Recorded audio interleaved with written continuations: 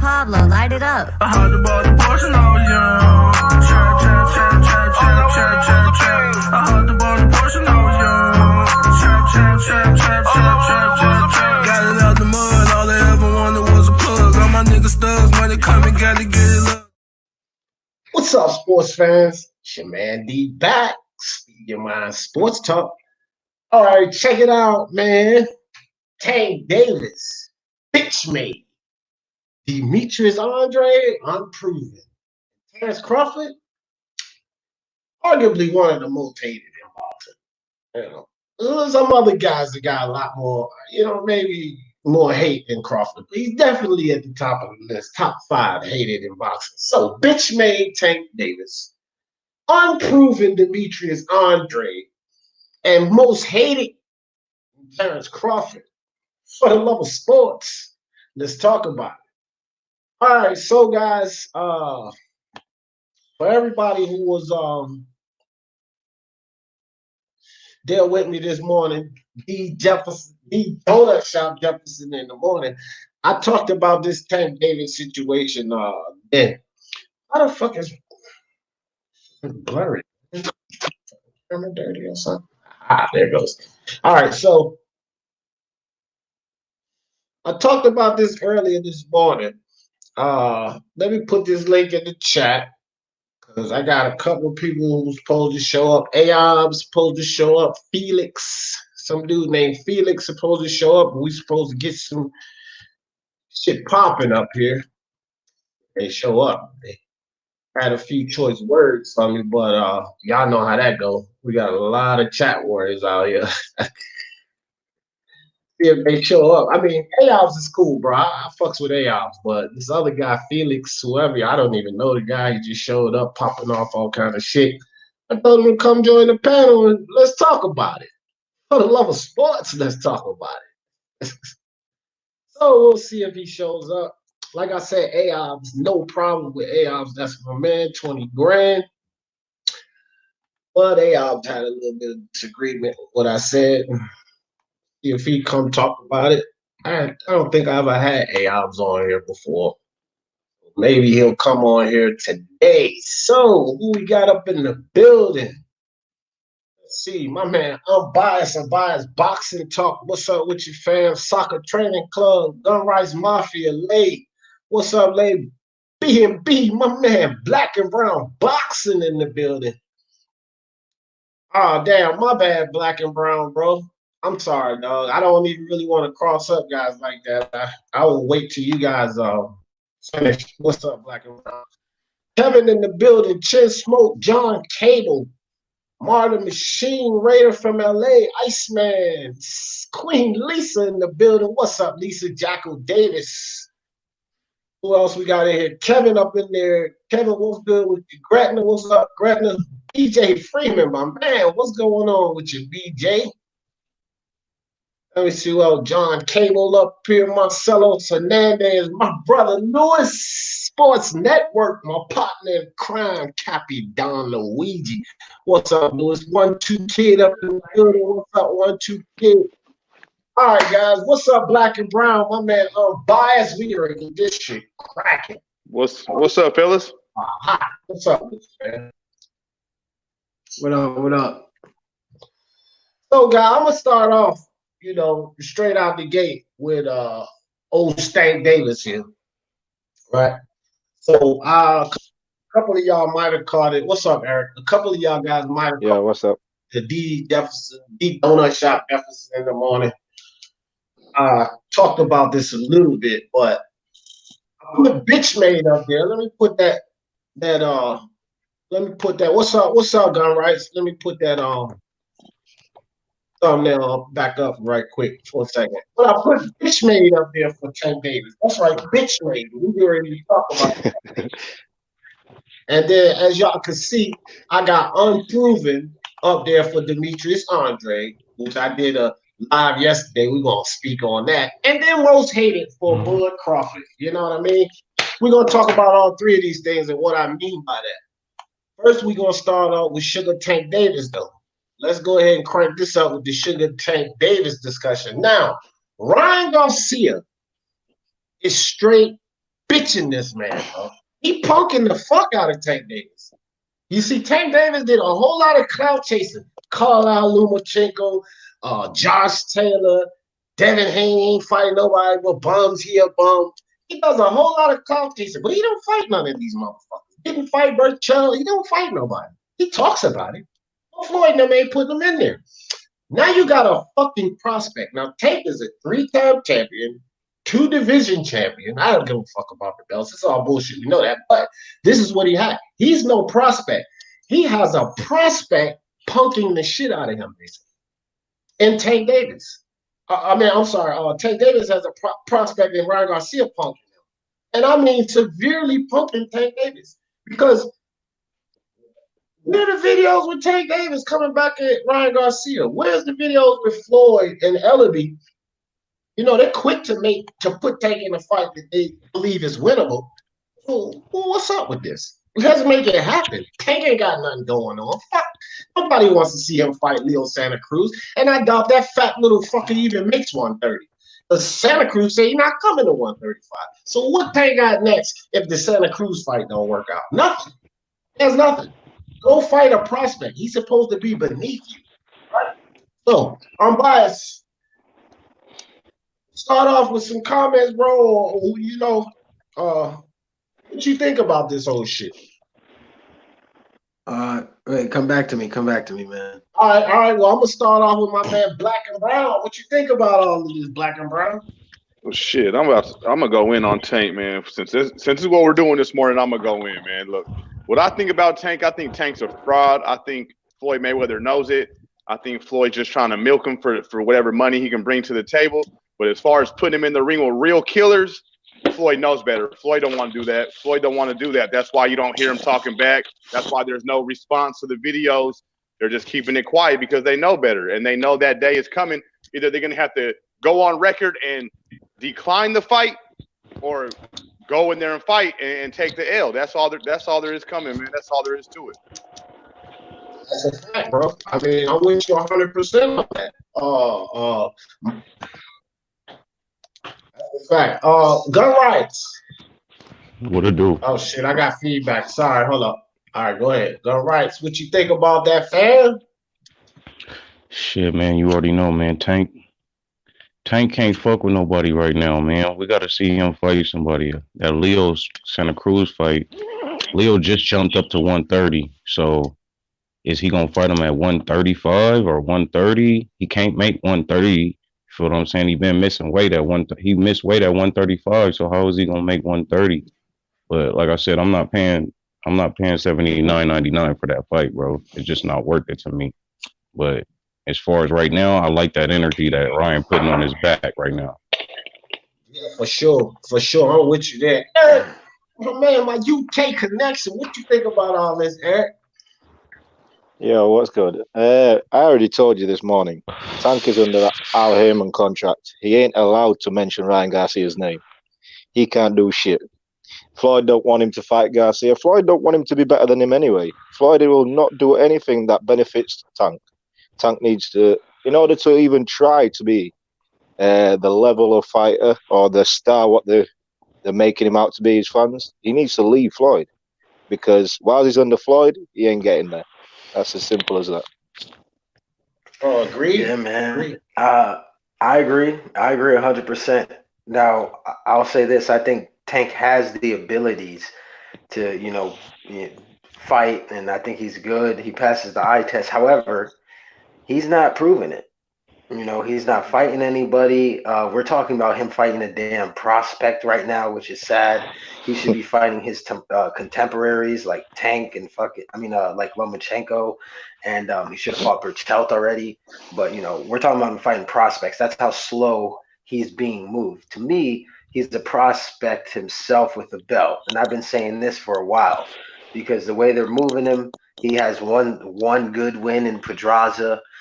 He passes the eye test, but so what? You need to go in there and actually start proving it. That's where I'm at with Tank.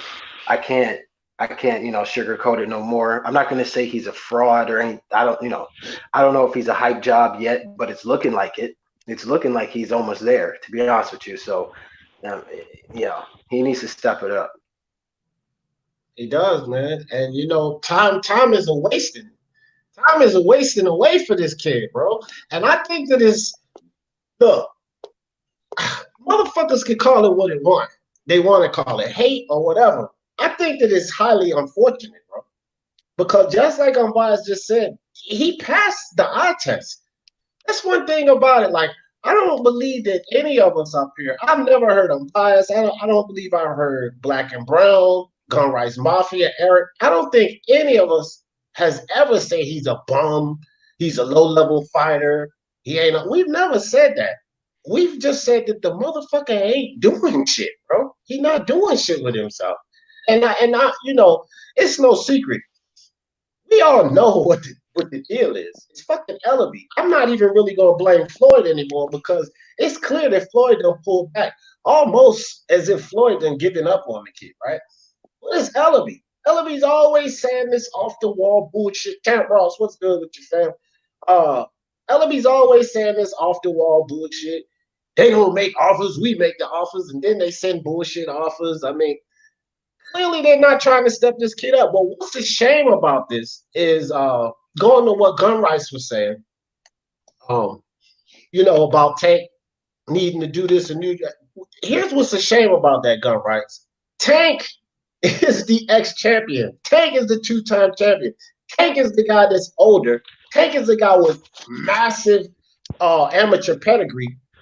Ryan Garcia is the one who's supposed to be the step-up fight to Tank, not the other way around. So that's that 130 belt. That 130 belt was really supposed to be Machado's belt because he lost that belt. So he should have been a real champion. So I feel you, but if y'all gonna play this game and talk about the process and move him like y'all say y'all moving, you can't let no prospect with almost half the fights Tank have, less amateur pedigree, come up, call him out, and Tank's not ready for the fight. How much fucking sense does that make? Tank need to step up? No, this is supposed to be a step up for Ryan, not Tank. It's ridiculous that we even have to look at it as Tank stepping up to a fucking prospect. Think about that shit, bro. Hey, the vibe is hey DJ, the vibe is almost like they're satisfied with where he's gotten in his career, and they've reached a certain point, and now they're okay with it. Like he's become a little baby superstar, and they're okay with that, with him just being right there. That's what it seems like. That's what the vibe is. That's a fact. That's exactly what it is. I mean, Leonard Ellaby already said it. He already said, like, listen, Tank's gonna be a star. It don't matter who he fights. That's literally what Leonard Ellaby said. So they don't even care who he fights because he's gonna be a star and he's gonna look good doing it. That's pretty much it. Yeah, he didn't look good last fight. He damn sure didn't. No, Ralph said Tank doesn't have the real belt. Loma has it. Yeah, but Ralph. That was more or less from Tank fans and the narratives about Tank. They're calling him a champ because of the belt. So that's what we're gonna stick with.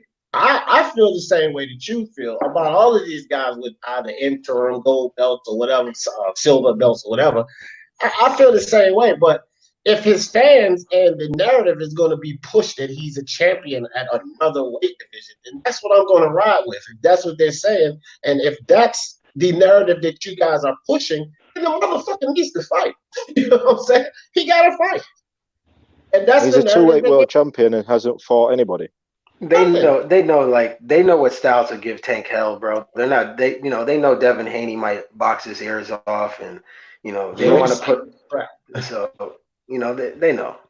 It's another contradiction within their argument, bro. It's another contradiction within their argument. Floyd started pulling away from. They will try to praise up they will try to shut down another fighter who got like a baby belt, is what you would call it, like Tank got. But when Tank got the baby belt, they want to pump it up like it's a real belt. So I just see, they narrative, and it goes with any boxer that they look at as a champ right now, whether it's Wilder, whether it's Spence, whether it's Tank, whether it's the Charlos. You feel what I'm saying? The list goes on and on. But them is like the main weight classes that they focus on. So that's the reason why I named them first. All right. Hey, Eric, hold on 1 second, Eric. I know you got something to say. My motherfucking man, BJ Freeman in the building. What's good with you, BJ? What's going on, D? Everything good? Yeah, bro. Everything good, bro. I'm glad you decided to stop by, bro. What's Yeah, going on man. with you?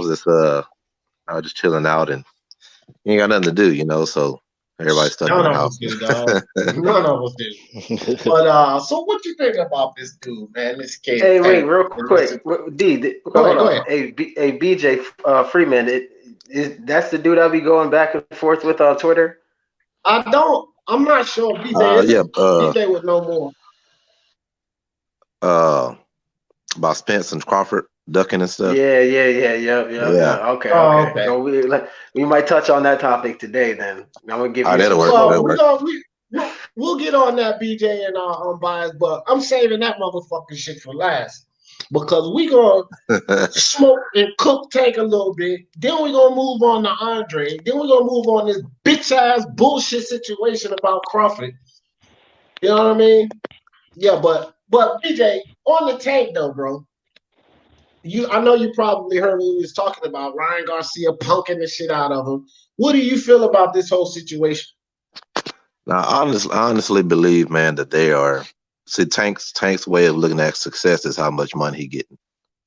It ain't about who he's fighting, and he'll fight some competition, but it ain't gonna be to where not no Loma type competition or not any top level top guys. So as long as he's making the money, and he got the bling, that's what success looks like to him.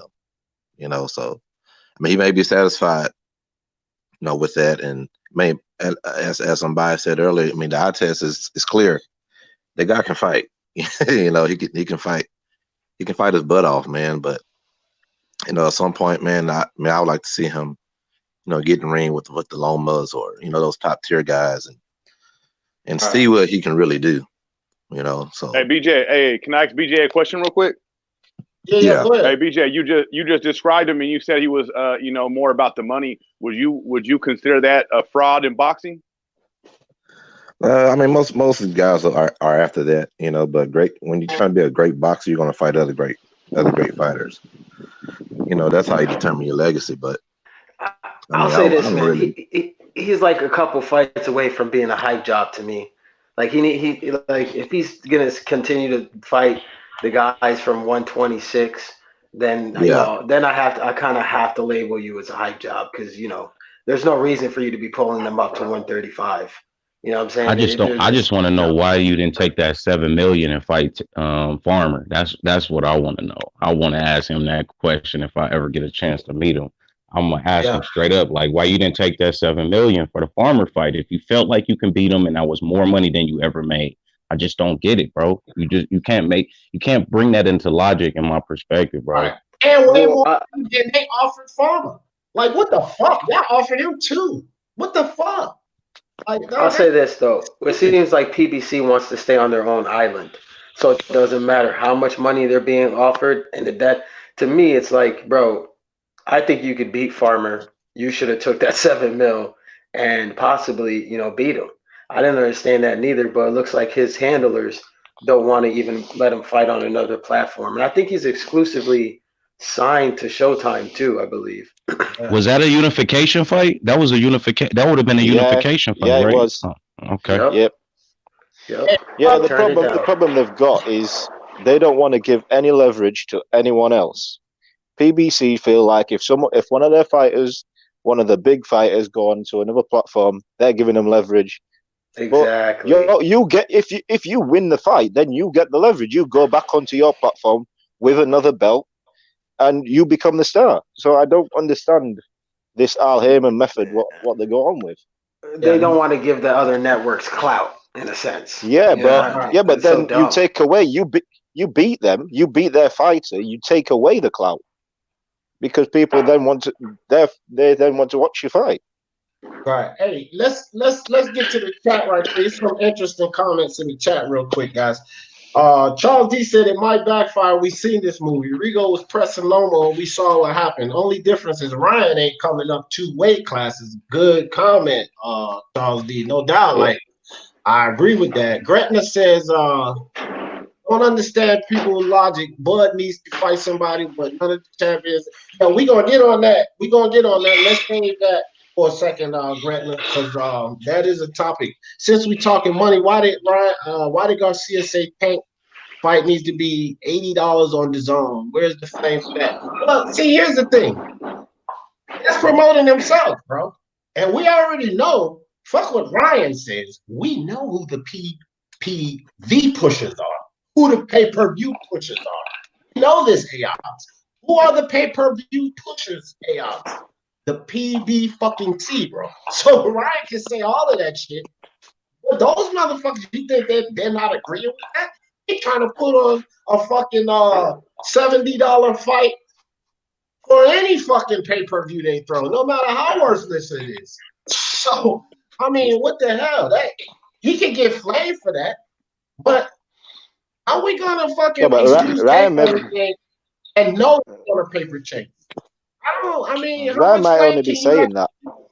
Yeah, Ryan's just talking, bro. Like at the end of the day, Ryan might just be saying that because he knows that they ain't gonna fight. He ain't gonna fight Tank, and it ain't gonna be on pay-per-view. So he's saying, "Well, let's do pay-per-view on the zone." I don't know if they fight anytime soon. To be honest with you, I don't see Tank's handlers letting him go and fight on the zone or anything like that. Like I just don't see it.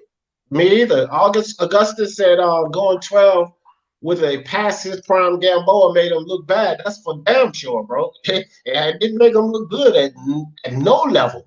At no level did it. Champ Ross said it's too big a risk losing it. Yeah, fuck that. He needs to take risks. The motherfucker ain't took no risk his whole career. Yeah, like I said, he's a two-weight world champion. He's a two-weight world champion and never had a meaningful fight. I'll say Pedraza. I'll give him Pedraza. But let me ask you guys something. Oh yeah, Pedraza fight. If Tank versus Farmer was made, like it was made at that time, who would have you guys have favored? Tank. No, but Tank. That's my point. Like, why didn't you take it, you idiot? Like, you could have made $7 million.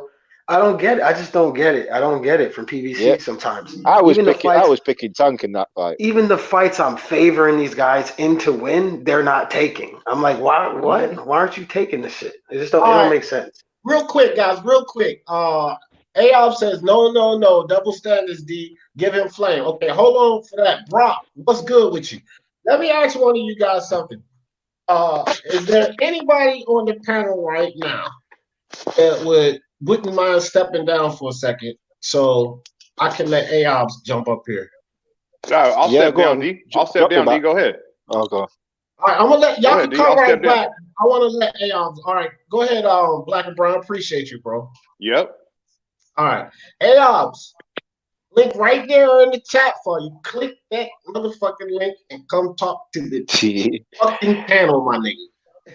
This is the same guy that's saying Ryan's. What was he saying this morning? He was saying something about Ryan, and then he's still picking Ryan to win. Right. That was Aops. You know. Hey D. Yeah. D. Do you believe? I think the real question we need to be asking between the Ryan Garcia and Tank fight is: do you believe out of 7.5 million followers, they can get about 1 million to 1.5 million people to actually tune in? No, I don't. And because that's what I thought. See, it's been proven with Tank Davis. I mean, just look at his track record. He's doing decent numbers.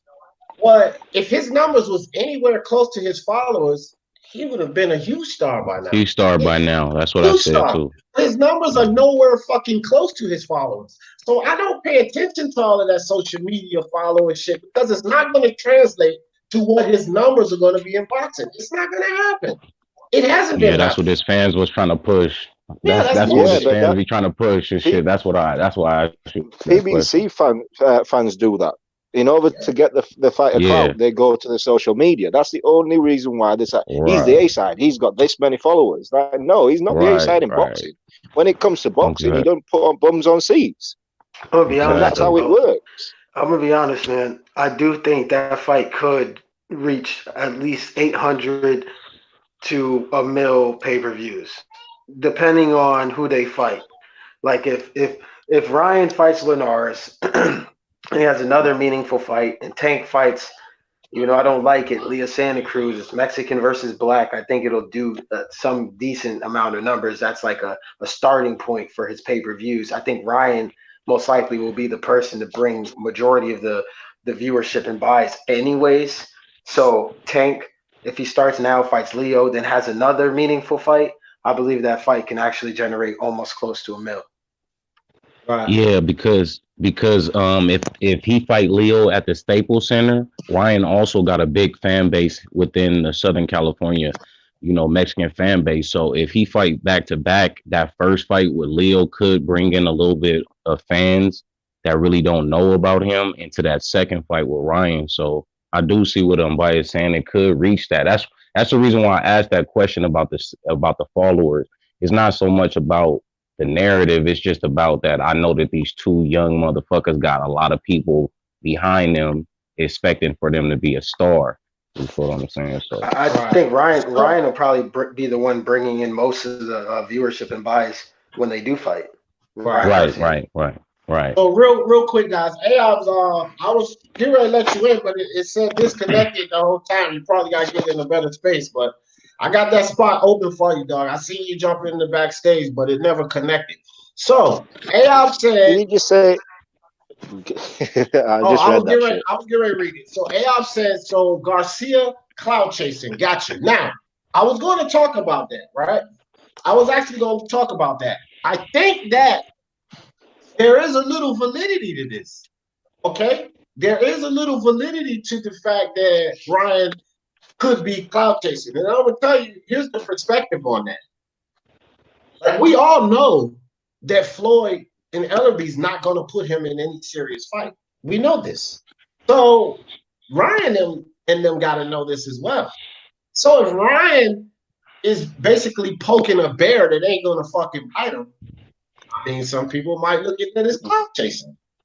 To get his but name if he doesn't up. mention his name, I mean, look. Yeah, but if he doesn't call his name out, then people are going to say Ryan ain't interested in Tank. If Ryan is only mentioning Devin Haney and everybody else and not mentioning Tank, they're going to use it as, oh, Ryan's mentioning everybody but Tank. Ryan's not interested in Tank. Yeah, I get that, Eric, but this motherfucker is going in on Tank. Tank is it ain't. It is. But Tank too. He mentioning Tank the most and talking about other people. So he bullying the bully. He bullying the bully right now, bro. Yes. You feel me? It's a mixture of the two, bro. Like, is he clout chasing? I mean, somebody could perceive that as that, but he also believes that Tank is food. So that is also a part of it. Tank has a big name, and he wants to wipe him off the map so he could take that big name, take his followers and viewership. That's what he wants to do. How you can't blame him for that. Floyd did the same thing. Floyd did the same thing to Oscar. Yeah, Ryan can't lose. Yep, he can talk all the shit he want to talk, and he can't lose in this situation. Because if Tank does fight him, then he gets to fight. If Tank doesn't fight him, then he gets to say that motherfucker ducked him. So Ryan can't lose. So you can call it clout chasing, but shout out to Ring IQ. It's a good goddamn move by Ryan Garcia. You know what I'm saying? You can call it what you want. Come on now, bro. We talking about the Twitter. We talking about the Twitter nigga who posts some Twitter shit after everybody do a fight and be talking big shit. Now that Ryan on his head, now niggas want to get hot about it. You feel me? Like I said, bro, it's a fucking contradiction, bro. Right. The reason why I don't see it as clout chasing is because Ryan is willing to fight him. You know, if that fight comes up, Ryan's going to take it. Yep. When Tank says shit about people on Twitter, like he was saying about Josh Taylor and shit, if Josh Taylor said there's a contract, let's fight, he ain't going to fight Josh Taylor. We know Tank ain't going to fight these guys. So was it clout chasing when Tank? Was it clout chasing when Tank was like, let's spar? You feel me? Yes. He was telling Ryan, let's spar and shit. Like, was that clout chasing? Like, come on, bro. You feel me? Yeah, and keep that same energy, bro. Like, nobody cares about a sparring match, Tank Davis. Nope. No one cares. Like, because if you lose that sparring match, all you're going to say is it's sparring. Yeah. I think Tank, though, Tank look at these guys like they're little. You know, they're just coming up and stuff. You know, if you notice how he mentions them, he called him little guy, or I knock this little guy out. You know, he calls Ryan, calls Ryan little boy and stuff like that. So Yeah, he but looks they at them all like they bigger than little him. kids. You know what I mean? Because Yeah, but The only problem that I got with that, not as far as age, but as far as them being in the boxing yeah, I game. know what you babies in the Yeah, sport. that's how he the looks only at them. point I But got with but that those little is that you those would guys say can young fight. fighters. You would say young fighters, but then when it's talk about Loma, you would say, "Oh, he's Russian." Like, so what the fuck is it? Like, you Yeah, contradicting yourself by saying one, but then you will say the other. It's like, nigga, who you want to fight then? You feel me? You who don't do want to you fight want an to old fight? Lomachenko. You don't want to fight a Right. young nigga. Who the fuck you want to fight then, Mm. nigga? Yeah, It's and a Exactly. boxing game. Loma's and trying to then rush the fight. He's saying Loma's trying to rush the fight because he's getting old.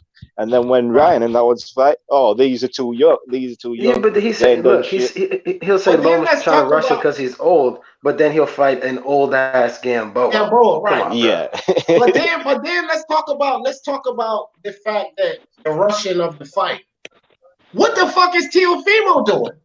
He got less fights than you, Tank Davis, and he get ready to fight Lomachenko. Not only that, Teofimo talk crazy shit about Tank Davis. Shout out to ILTBA because he was talking about it, but I seen the same interview with Max Kellerman. He talked about Tank like he's nothing. Tank Davis is nothing. With his shit talking about my boy Teofimo, Tank. So you don't want Teofimo. You don't want Lomo. You didn't fight Burchell. You clout chase Haney. Ryan is trashing you. You're saying nothing. And your next fight is Leo Santa Cruz. Man, get the fuck out of here, bro. Get Let's be out of You honest. see here. what Like I'm saying? You see what they I'm saying? know. These are the same niggas who want Teofimo, who say that Teofimo's energy towards Loma is a good thing, but then turn around and say that the energy that Ryan bringing towards Tank is a bad thing. You see that shit Right, right there? You feel me? right. Yep. Double standards like a motherfucker, or Yep. saying that it's Russian. So how the fuck is it Russian for Tank after he's had all of these fights, but it ain't Russian for Teofimo? Get the fuck, bro. Right. This shit is It's ridiculous Russian. with You're a Tank Davis. two-weight world champion and you're Russian. You're rushing a Right, fight against another champion when you're a two-weight world champion. How the right. hell are you Russian? As soon as you become a champion, they ain't no Russian. It's the same shit with Wilder.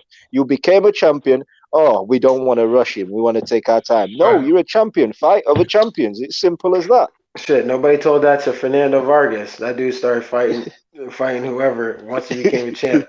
I'm just saying in general, like Teofimo Lopez got a belt and now he's about to fight Loma. Like, Yep. come on, bro. Hey, Tank. I mean, again, for me, he's almost a certified hype job. He's But right D, there. if Tank and say if they fought, who you think would win if they fight? Teofimo Tank and who? No. If Ryan Garcia and Tank, if they fought, who you got in that fight? got Ryan. Ryan. You got I got Ryan. Ryan. Yeah. I think Tank could get him. No, I got Ryan Nah. because let me tell you something, DJ. Let me tell you why though. Let me tell you why though, real quick. All right, well, you tell me why, and then I'm gonna tell you why I say it. I think Tank could get him because of his power. You know, I don't think Ryan has a great chin. Say that. You know, His now power. if Ryan can Hold oppose. on, let him finish. Yeah, but Ryan got popped too. Hold on, Eric, hold up. Let him finish. I haven't seen Ryan get touched yet. You know what I mean? So that's why I picked. That's why I picked Tank right now. Okay. Now, let me tell you this, because that's basically why I think Tank won't win. At 126 and at 130, and bias can back me up on this. I have been saying this motherfucker's power is overrated the whole fucking time, DJ. And then when he gets to 135, stepping up there 5 pounds, he can't stop a fucking old chinny Gamboa. Power fucking overrated. So if people going into this fight with Ryan Garcia talking about Tank's power, his power ain't fucking proven at 135. But Ryan's is. Think about that. Yeah. And Yeah, then his Ryan's power is. is not proven at 135. His first opportunity to prove his power at 135 was against an old Kenny Gamboa. And he went 12 fucking rounds, bro. Fuck his power. It was a perfect fight. It was Let a me know perfect when I fight can to go, prove you bro. had power. Just let me know when I can go in on this one. Go ahead, Bias. It was the perfect opponent. It was the perfect opponent to prove you had some power. To knock him out inside 3 or 4 rounds and get him out of there and to announce yourself on the stage. It took you 12 rounds and the referee shouldn't have stopped that shit anyway. There was like 10 seconds left. He shouldn't have stopped that shit. 12 rounds with a torn Gamboa. Achilles. Let's not forget that 12 rounds with a torn Achilles, which means Gamboa could not get away from him like he usually would be able to. Yep. Gamboa should have been allowed to let that fight go. They stopped that fight just to give Tank that KO. That was it. He could have made 12. He could have easily made 12. Yep. But that fight was stopped just so that he can have another bullshit Yep. TKO That's it. on his As record. soon I was watching that fight live, and I said that straight away. As soon as he stopped, I said, "Damn, they fucked him there. He was going to lose the fight." But one more thing, Gunrise, before you go, because speaking of that, the 12 rounds, the TKO. That's another thing, BJ. Look at his fucking stop. Majority TKOs, not knockouts. See, knockouts, motherfucker not making that 10 count, motherfucker laid out on the canvas, that displays power. TKOs don't necessarily mean that you got all of this power. TKOs is a stop, but it does not necessarily mean that you have all of this power. But it affects the guy over the fight, as far as the fight goes. That's true, but that's considered more of a fighter that breaks you down and then stops you. Not a power fighter. A power fighter is like Wilder. He hits you, you fucking go to sleep. A power fighter is like my boy Teofimo. He hits you, you fucking go to sleep. A power fighter is not like Tank. His best fight, Pedraza, he hit Pedraza with everything but the fucking kitchen sink before he knocked him out. But his level as he ups his level of competition, we're gonna really see if he has that. But he's already stepped out to 135. He already did that.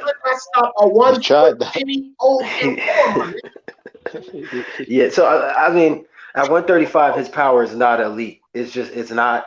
You know what I'm saying? Because if you put Gamboa in there with Teofimo, he gets done in a round. You put him in there with Ryan, he's done in less than 5. Devin Haney most likely would stop that Gamboa. Torn Achilles, can't even move around the ring. Devin Haney will string together a combination. He's out. What would Lomachenko do to fucking Gamboa? Oh my God, he would obliterate him. You got to remember as well, these fighters who are at 130 can take 135 can take punches as well. They've got chins at 135. These fighters can take them punches. Also, the issue with Tank is he's so undisciplined that even I feel like the version of Tank we saw at 135, Ryan Garcia knocks that motherfucker out. I'm sorry, bro. You know, he looked tired. He looked tired after like the 4th round. Are you kidding me? Yeah, he was going to sleep. Y'all want to hear something interesting? I think, and I'm not just saying this, even with the weight differential, I think that Shakur Stevenson would beat Gamboa right now. Even with the weight differential. Yeah, most likely. I'm telling you. And that's how without a doubt, D. Without a doubt, Shakur Stevenson's beating Gamboa. And that's how pathetic it is for Tank. And then when we talk about all of these fucking Tank fans comparing Tank to Lomachenko, what would Loma have done to back Gamboa? That'd be child abuse. That's what that would be. Come on. Look, elderly abuse. Yeah. Ryan is 5'10" with a 7-inch to a 7'1" reach, bro. He will fucking stay on the outside, and he's faster than Tank. So Tank would have to get on the inside, and we have never seen Tank really go to 12 rounds, but this last fight, really. If you look at all the motherfuckers that he knocked out was in earlier rounds. So when you say, BJ, he'll break them down along the fight, we never really seen that in Tank yet. No. So you can't really say that because he's never proven that part yet. You feel me? You could say by the eye test that he maybe his punches, as far as the power goes along with the fight, but what is Ryan going to be doing? You feel what I'm saying? That whole fight, he's not going to be standing there in a straight line letting him punch on that dude like that, bro. No, I'm not saying Tank going to break him down. I'm saying in general, a fighter's power, his power takes a toll on another fighter throughout the fight. But that's what a motherfucker who's letting you beat on him, though. That's what a motherfucker who's standing in a straight line letting you just beat on him, bro. Like I said, Ryan is taller with a longer reach. He can stay on the outside and keep popping him because he's faster. He's quicker. You feel what I'm saying? And Ryan can box. And Ryan at 135 got popped. Mob, check this out right quick, too. Everybody, even BJ just said this. And most Tank fans say this. El Jefe fucking dumbass. Everybody said this. Well, we look at Tank, and what's up, DT3 Boom, man? So they say, we look at Tank, and we go by the eye test. Well, what the fuck are y'all blind with Ryan Garcia? There's no eye test for him. I mean, come on, keep it real. Everything about Tank, because he ain't fucking proved shit. So every time I talk to a Tank fan or somebody that's a supporter of Tank, they always talk about the eye test. Well, what the fuck are y'all looking at when you look at Ryan Garcia? You don't see eye test there? Hey, I'm sorry. Tank Davis does not pass my eye test. When I watch Tank Davis, I see a good little athletic fighter. But I think the second he gets in the ring with a real professional boxer, he's gonna have trouble. It's almost like a Prince Nassim type of vibe. Yeah. That's Ryan. I mean, look, I treat Tank like a prospect. So as you know, when I look at prospects, I'm like, all right, look, he looks like he's putting it together. I can see what he's trying to do, and that's how I look at Tank. You know what I'm saying? So I can see what he's trying to do, what fighter he's trying to become, and that's why he passes my eye test. Unbiased, but. I mean, look, I'm picking the prospect to beat him, so that should really say a lot. Hey, unbiased. Who's he trying to be? Prince Nassim? No, fuck no. He couldn't lace Prince Nassim. I think that he has passed all of our eye tests because I spoke on this earlier. We never really disrespect Tank's skills, and he hasn't really fought anyone, so we give him the potential and the skill. So he's pretty much passed all of our eye tests. But my thing is, if these people can say that Tank has passed the eye test, then how the fuck hasn't Ryan? I mean, you know what I'm saying? If we say Ryan fought, listen, the kid, what he got, 15 fights? So in 15 fights, he's already fought Donald, Fonseca, and he's about to fight Linares. Those are pretty good fights. In 15 fights. His eye test, it don't work. I'm going to ask you, BJ, do you see the eye test with Ryan Garcia? Oh, definitely, yeah. I think. Okay, see, this is what I'm saying about these Tank fans. They talk about the eye test and his power. Okay, power does not been proven at 135, and eye test I will give him. But what about Ryan's eye test and his fucking power that is proven at 135? Like, we can't go all of this with Tank and then not give that same benefit of doubt to Ryan. You know what's crazy, D? I used to be so hard on Ryan, bro. I used to say this kid's a knockout waiting to happen and everything. Yep. But he improved. And when you show me you're improving, I got to give you credit for it. Now, if Tank starts showing me he's improving, I'm going to give him credit for it too. Like, no matter how much I might dislike you and your actions outside of the ring, I can't lie about what I see inside of the ring. So that's how I go. Kobe Bartlett, what's up, fam? All right, guys. Fuck Sugar Tank Davis. We done cooked that motherfucker up enough. I think everybody's pretty much in agreement here. BJ still got a little faith in Tank. And I don't really mind some people having a little faith in Tank, still because he's still young. Like, we can't trash him so much. It's not like he's Deontay Wilder, where he's been in for so long. He's in almost to his mid-30s, and he don't really got a lot of time left. No, Tank's 24. The motherfucker got 24, 25. He's got plenty of fucking time. He's not even in his prime yet. So there is room for him to improve. But one goes back to what Eric is saying. Got to get the fuck away from Floyd and Ellaby. Two, he's got to get his fat ass in the gym and stop all of this bullshit in between fights. Dedicate himself to the craft. And three, stay the fuck away from Broner. Fight better competition. Yeah, if he doesn't do all three of those things, that motherfucker's going to be worthless his entire fucking career. Stay away from Broner, too. Yeah, like you said, Broner, can I add one thing, too, on the way out? Yeah, one second. That's why Floyd pulled away from Tank a little bit because of that Broner shit. Because he was following Broner too much. He's missing weight. So Floyd just basically pulled back and let Ellaby deal with Tank himself. He don't really fuck with Tank no more, Floyd. Before, he was everywhere with Tank, everywhere. But now, once he missed weight and was fucking with Broner, he's done with him, more or less. Yeah. Samuel in the building, Samuel. Hey, also with Tank, too, Tank has no respect within the boxing game. The other boxers, the young kids don't respect him. Even people in his own camp. You got Rolly Romero calling him a bitch. Like, he has no respect from any of his peers. His peers don't respect him. No. They all want That's to because fight him. Like yeah, he's no they see him as boogeyman food. because they all want to fight this motherfucker. A boogeyman is somebody that Crawford. They none of them want to fight. He ain't no fucking boogeyman. They all want to beat the shit out of him. Honestly, I see Ryan Garcia slipping that left hook inside of Tank's combination while he's throwing it, and he's just going night. I Yeah, just see it. Did you hear him say that he threw the same punch Ray Robinson threw? And when he knocked out the old boy in the first round, he was like, "The world, that's the same punch Ray Robinson threw." Yeah, you I know was like, Ryan knows yeah, about this boxing. Ryan's a dude, video student I of the did. this game. dude is he the truth. Yeah, that video I did on Bias, the first one when I started talking about this from the Instagram live that Ryan put up, that's exactly how he explained it. He sat up there and said what he was going to do to Tank, bro. It was funny as shit. He talked about Tank's flaws. And one more thing before I move off of Tank Davis. Tank Davis, and the reason he's still stuck at that potential level, in my opinion, is because the Gamboa fight showed us something. For anybody that knows what they're watching in that fucking ring, the Gamboa fight showed us something. Tank's lack of ability to set up shots and his lack of ability to cut the fucking ring off. That motherfucker, he won't setting up no. He wasn't running Gamboa into punches. When you are an elite fighter, watch Canelo fight, bro. Shit, go back and watch Cotto versus Oscar De La Hoya. Both of them motherfuckers were using feints and running each other into fucking punches. Tank has not shown the ability to do that, and he definitely didn't in his last fight against Gamboa. He relies on Because he was relying on the power. speed, and power. That's what he relies on. That's not boxing, guys. That's not boxing. He's looking for single shots. Tank does. Tank Going gets tired forward, too. he just relies on the power.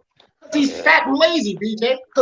Yeah, he gets tired. That's all he got Yeah, he time in gets tired. That motherfucker, he remind me of a little like the Mike Tyson comparison. You know what? The only comparison to Mike you could give him is that he potentially is a 6-round fighter, because that's what Mike was to me. Because after 6 rounds, he would get tired. And that's what Tank is looking like. Yeah, but outside of the power, because Mike had true power. Tank got I'm not talking about the power. The no. set. I'm saying you're right, but I'm just saying outside of the power, because Mike had real power. Tank got questionable power. It's questionable to me. No, I agree. Very questionable. All right, guys, come on. Let's go to this next topic because I really want to talk about this topic because I did a live yesterday, walking to the grocery store, and I know a few of you guys seen this shit. But I was just asking random guys, and I'm very fair, bro. I didn't go ask some old lady or some lady that looked like she a soccer mom or some shit. I asked one lady I was standing in line with, and she said she does watch sports. She hadn't watched in a few months because, shit been going on, but she said she watches sports, right? She got sports channel. She didn't know fucking Andre. This is the only lady in there that fucking watch sports. She didn't know Andre.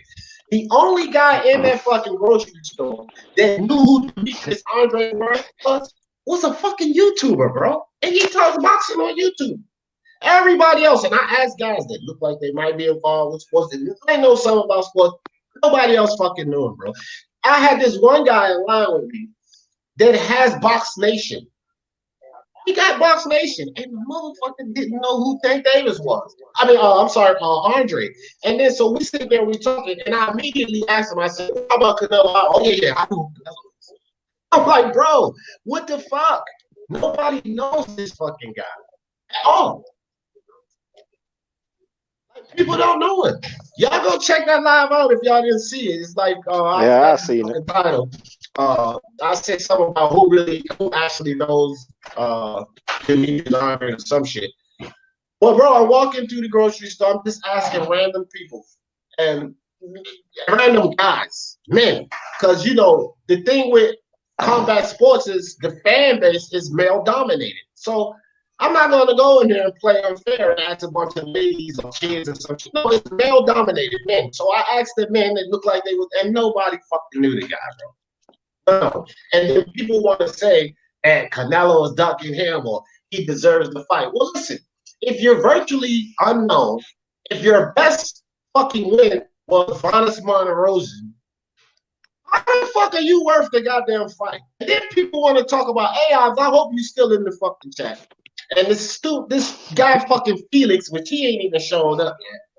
But they want to talk about the comparison between what's going on with Demetrius Andrade and what's going on with Crawford. Look, I want to slam that bullshit right the fuck down.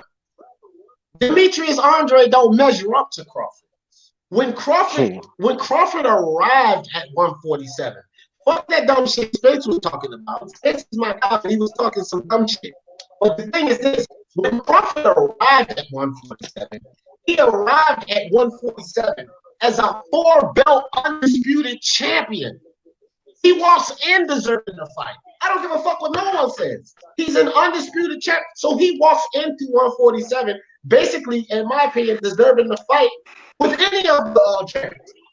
Demetrius Andrade has not done a goddamn thing.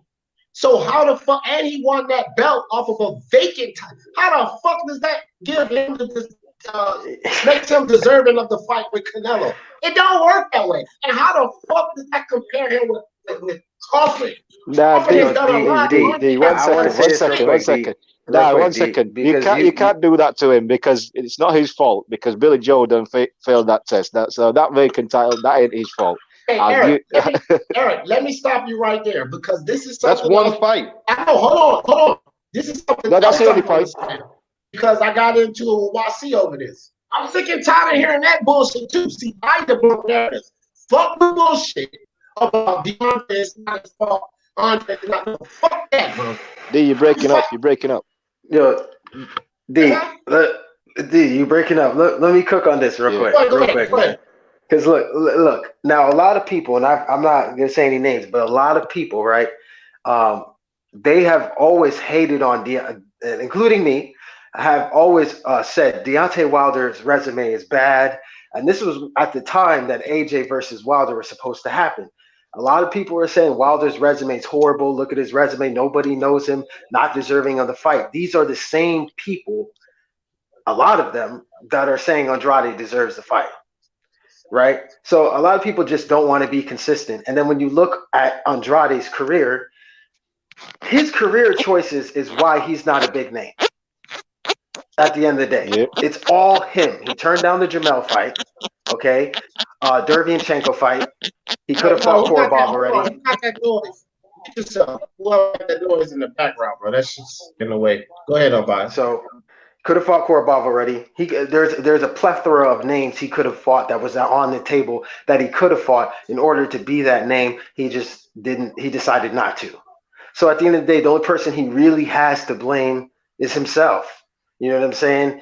But right now, I personally would like to see Andrade versus Canelo, and I would like to see Andrade versus Charlo.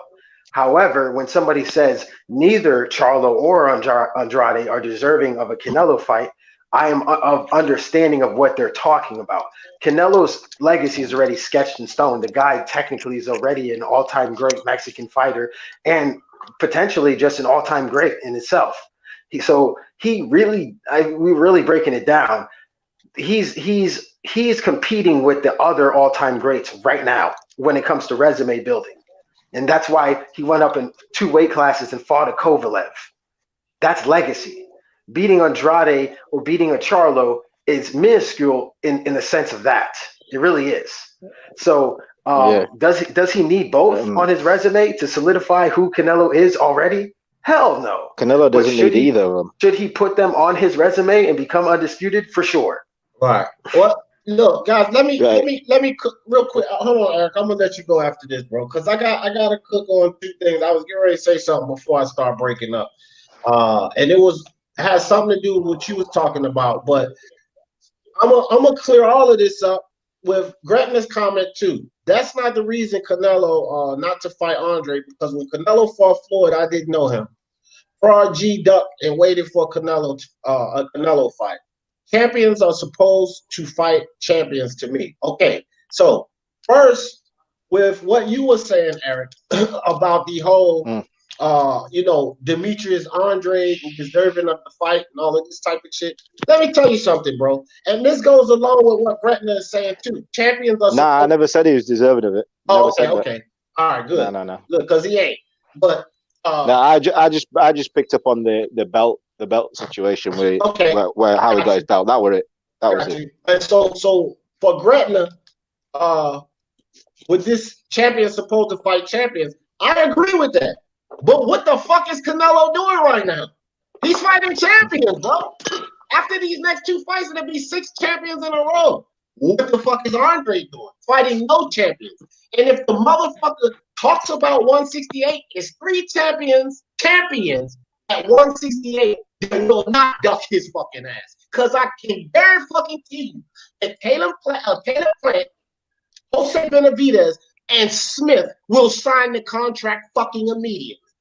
So go up there, capture a fucking belt, and then you force the Canelo situation. You force his hand because you have done something with yourself. You have fought another fucking champion, which should satisfy you, Gretna, because that's a champion fighting a champion. That's what Canelo is doing at 175, at 168, at 160. But he ain't goddamn sitting around crying for another fighter. We don't see Canelo crying for one fight and not doing anything because he can't get that one fight. But that's damn sure what Andre is doing. Go test yourself like Canelo is testing himself. If Canelo can move up 2 fucking weight classes to fight a champion, you can at least move up 1 motherfucker. Andre needs to focus on his own career and becoming great and creating a legacy for himself and try to remove Canelo's name out of his, out of the same breath. Like, hey, bro, just do you. You know what I'm saying? Just become great on your own. Maybe you get the fight. Maybe you don't. You know what I mean? But at the same time, you got to work on your own legacy and try to get into the Hall of Fame. But he ain't doing shit. But that's bad Canelo a reason to fight you as well. Give Canelo a reason to fight you, bro. Give him a reason to fight you. I've said this before on your lives. I've said this on your lives before. I want to ask the panel this, which I know is probably yeses all the way around. Or y'all, who's a bigger fight? Because the biggest fight, I think we all agree, on Andre's record is either Sulecki or Monterosian, right? So you take either one of those guys, pick.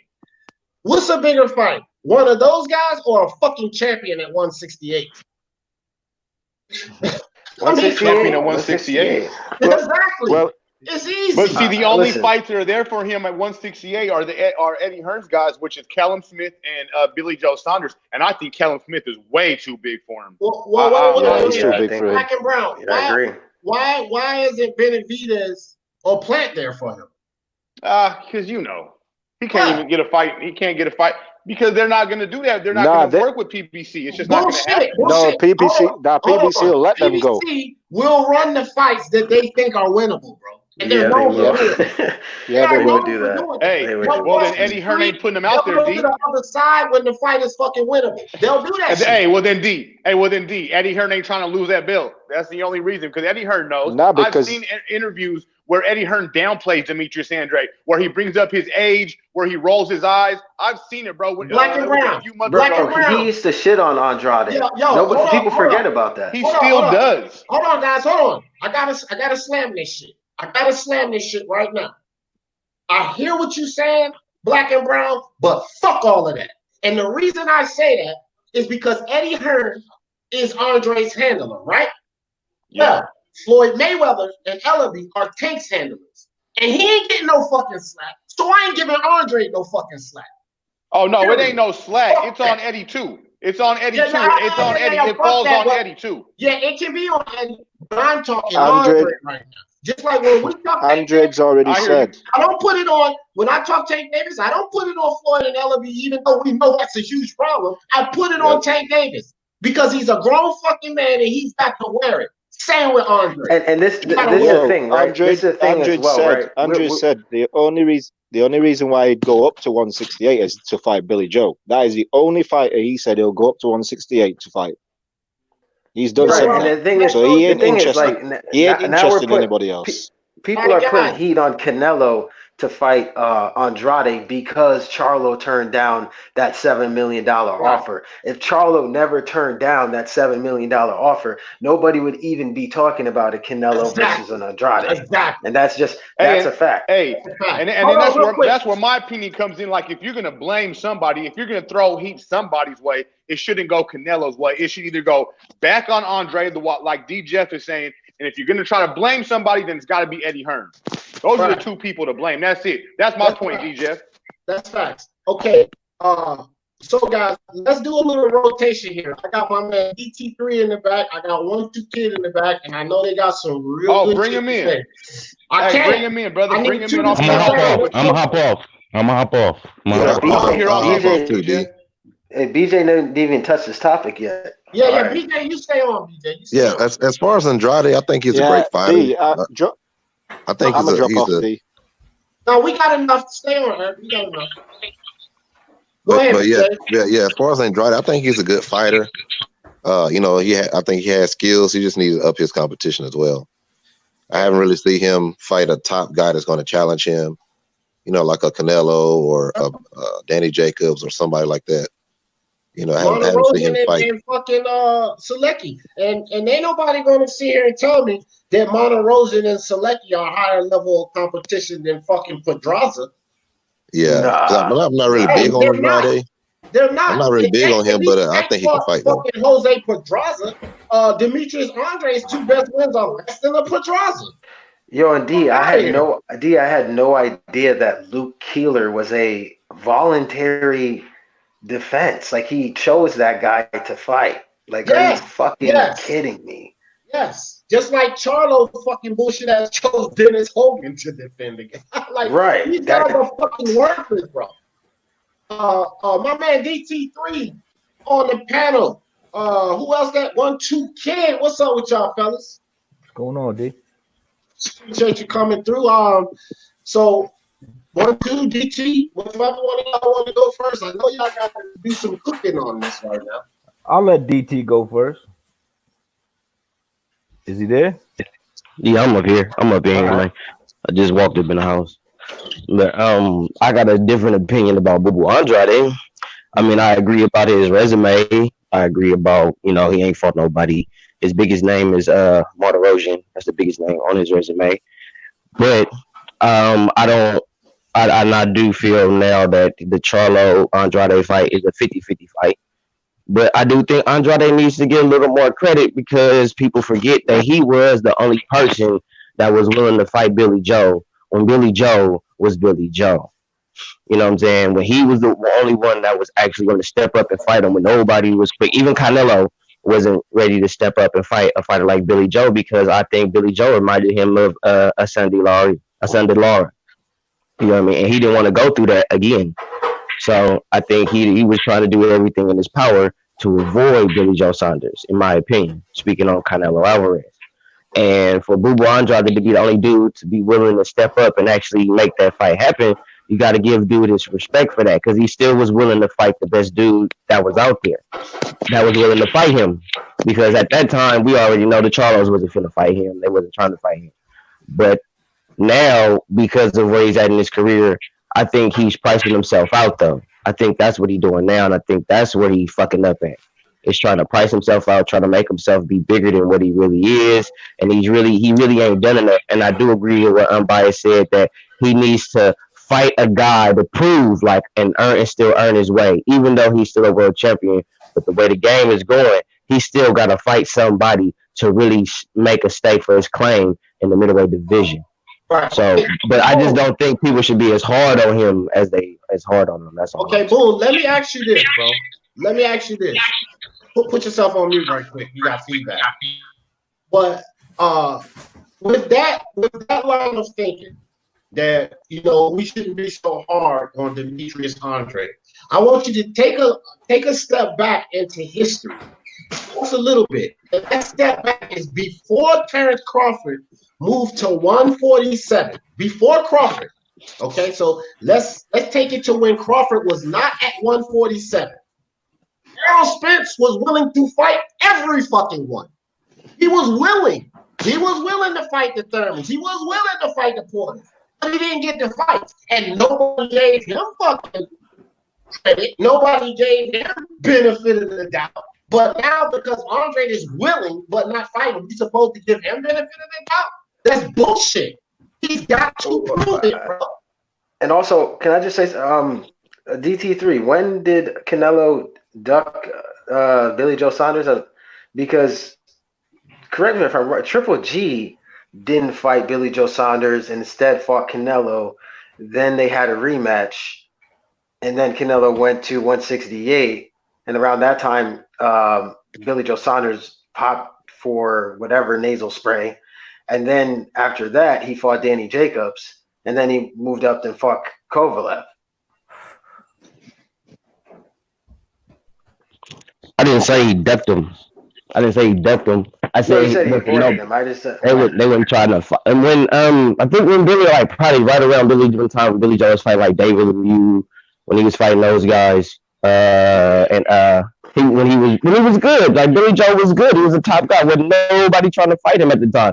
Charlos wasn't trying to fight him, and every time when Canelo was brought up with Billy Joe, Canelo had other fights that he wanted to fight, and even Triple G. And I agree, Triple G didn't want to fight. Nobody want to fight Billy Joe. I didn't see nobody at that time saying I want to fight Billy Joe, and the only person that actually fought him I saw was Demetrius Andrade. That's what I said. Correct me if I'm wrong. I don't like to be out here wrong. I'm just saying that's what I saw. Saying because Canelo and Triple G they already signed a fight when Billy Joe Saunders and Lemieux was happening in the rematch, so that's why. Okay. I don't know. I was just confused to when. I don't know. I didn't. I thought the Charlos were at 154 also. Yeah, hold on I don't remember the timeline of the Charlos, but I remember. Yeah. I wouldn't say that Canelo didn't want to fight him. What I would say is that Canelo had multiple avenues he could take. Because it's the same thing that I said. Me and Unbiased go back and forth a little bit about this. It's the same thing that I said about Errol Spence going into the Porter fight. I ain't fucking calling it no avoiding or no duck if you're going to fight a fucking champion. And that's what Canelo did. He went to fight GGD, a champion. So fuck, I mean, like, you fighting a champion, you ain't fucking. He was righting a wrong. Nobody. Canelo was righting a wrong. People thought that he lost a fight, including me, the first fight. Yeah. So he was righting a wrong and had a rematch with Triple G. I don't know if that's I don't like how you guys put Andrade in the same boat as Wilder and Tank when he was actually trying to unify. These guys never tried to unify. Whoa, okay. No. Well, let me stop you there. Real quick, before you say that, I'm gonna let you go. This is real short. All right. Fuck the willingness, bro. I keep hearing he's willing to fight. He's willing to fight. There are a lot of fighters who are willing to fight, but politics prevents them from getting the fights. So, okay, we get it. Andrade is willing. He's willing. But he ain't fucking doing it, bro. I'm tired of hearing people say he's willing. Like I just said, Spence was willing the whole fucking time before Crawford moved. He was willing. He had the same will to fight them all. And nobody gave him this benefit of the doubt that we supposed to give Andre. I did. Okay, well, most people want to. I bet you Black Horseman didn't. I bet you Bruce Vane did. They ain't give Spence that. Listen. Bruce Vane is an idiot, that's my point, dog. Look, that dude, he's just a casual. But let's keep it here. Look, I'm just saying in general, right?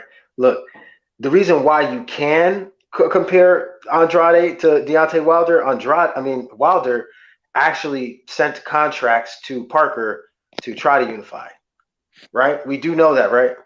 You do know that one too, or no? Parker? Yes. Okay. So he tried to, but Joseph went with the bigger payday in Anthony Joshua. Okay. 3 belts. Yeah, 3 belts. Okay. So that's what happened. Yeah. No. Wait a minute. No. I'm gonna click on that point that you just made, though. Okay, go ahead. Parker had a belt. Parker had a belt. What did Charlo and Billy Joe do after they passed up the contract with Andre? Did they fight for guy with 3 belts? Did they unify? Who? Billy Joe Saunders fought for another belt, yes. At a higher weight class. Yeah. Who'd he fight? Yes. Okay. So can I get back to fight? I don't know his name, but I know he fought for a vacant belt, just like Andrade. Hold on, guys. Because on 1-2 King, you just said who'd he fight? Well, who the fuck did Andre fight to get his belt, 1-2? Now I'm saying some African guy. Keep the same energy. Who the fuck did Andre fight to get his belt?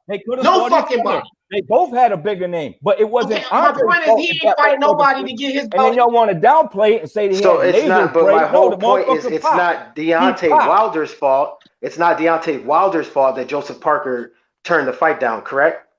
No. It's not. Okay, so keep the same energy. Then. I am keeping the same energy. Don't shit on Deontay Wilder's resume, say it's trash, and then say give Andrade a pass. You can't do that. Though? But for what? How can you give Andrade a pass, but then turn around and shit on Deontay Wilder? Down, and what did he do? And what about your boy Charlo? What did he do after? Oh, fuck Charlo, bro.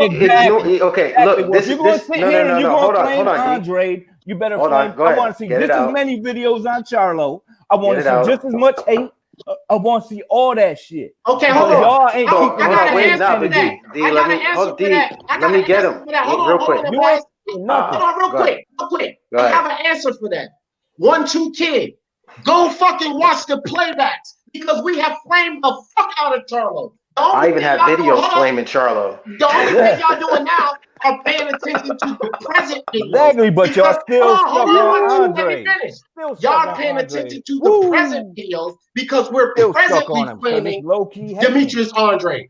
Go back and watch our videos. We're actually just pointing out contradictions, and you won't admit it. All you're talking about is who did. Well, just let me finish. And you just spoke. Let me finish. All you're talking about is who they fought after, but you ignore the fact that it is not Deontay Wilder's fault that Parker rejected the contract to fight him. Right? It's not his fault. And also, Deontay Wilder tried to fight other high-ranked heavyweights too. They rejected to fight him. Well, you can. It was not his fault. But that's a lame argument because you can just say that. Because you're using that argument for Andrade. Hold on, Because you're using that argument for Andrade and giving him a pass. Exactly. So then do the same for Deontay Wilder. Hello. No. He moved up to get a better fight. What? Okay, so what about dude fought for a better fight. Who did? Parker put out for a better fight. He pulled now you're giving Okay, see, so that's my whole thing right there, right? So now you're flip-flopping heavy. You're flip-flopping heavy now. Because you're saying now Parker made the right choice by rejecting Deontay Wilder and not fighting a champion. Made the right choice. I'm just saying that would be more logical, wouldn't it? Okay, is it Deontay Wilder's fault? Absolutely not. Okay, there you go. That's my whole point. The point that you are making that it's not Andrade's fault that other people rejected the fight with him, correct? Right. No, the point. Okay, so keep the same fucking energy. I am keeping the same fucking energy. No, you're not. You are clearly not. Here's the point I'm trying to make. What are they doing? Here's the difference. It doesn't matter what they are doing after. Let me finish. There's a difference because this man is literally avoiding the fight as to a man that's actually got other shit to go to. What did Charlo go to after he avoided? What did he get? So rejecting a fight is not avoiding a fight? That's what you're telling me? What did he get? Is that what you're telling me? That's what I'm asking. Does that make sense? So rejecting a fight is not avoiding a fight. That's what you're telling me. That's what you're telling me? I'm telling you, the man didn't get nothing for. Fuck all that dumb shit. We're going by your logic. Jamal Charlo ain't ducking. Jamal Charlo ain't ducking Andrade. He just it's not a duck. That's clearly you just said it's not ducking. He's just avoiding. So Jamal is just avoiding Andrade. He's not ducking. All right. When did I you just said that? What are you talking about? I said did Parker duck Wilder then? How can he duck him if he's got a better offer? The same as it. Well, then I guess through your logic, then Canelo did duck Andrade because he moved up to fucking. There was no offer for Andrade. There you go. All right, hold on, guys. How many offers did he make at 160? There was no offer for Andrade. Wilder made an offer to Parker. Okay, so then he ducked Triple G.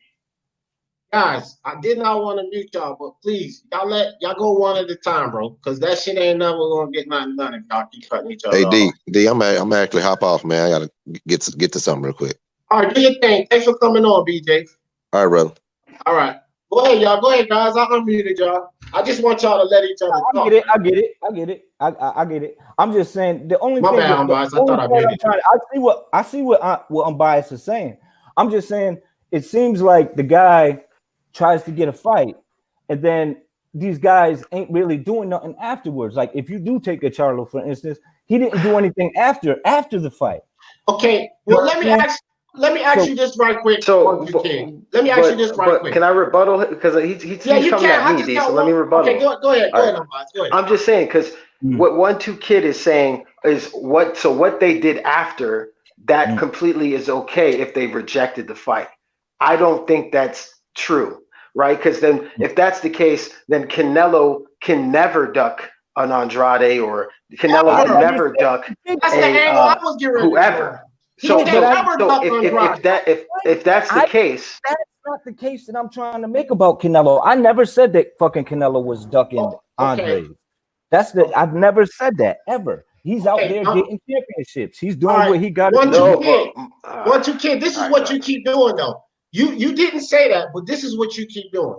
We will make a point, and then you'll bring up like a Charlo or somebody, and we never said those things. But then when you make a point, it's hold up. But then when you make a point and it's some shit that Black or Bruce or whoever else is on this Andre shit, when they have said that, this is what we're going after. So you're going after shit that we ain't say, but you're defending yourself because I never said that. Well, a lot of the shit you saying about Charlo, we never said that shit either. But that's your defense, though. So you can defend with that, but we can't. No. You guys said you guys compared him to Wilder and to Tank Davis. I never compared him to Tank, bro. No, nobody compared him to Tank. Nobody compared him to Tank. Nobody compared him to Tank. 1-2.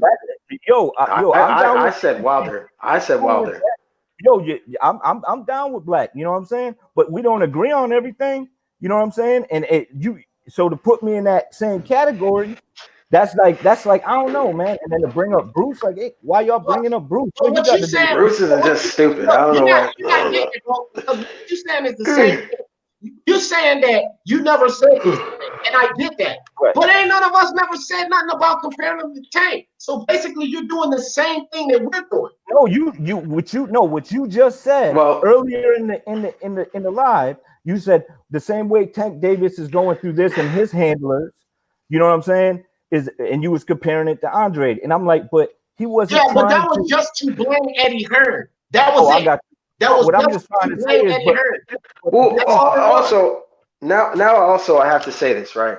Because 1-2, I've heard you say that Spence was ducking Crawford, and by your standard of Joseph Parker, Spence is not ducking Crawford.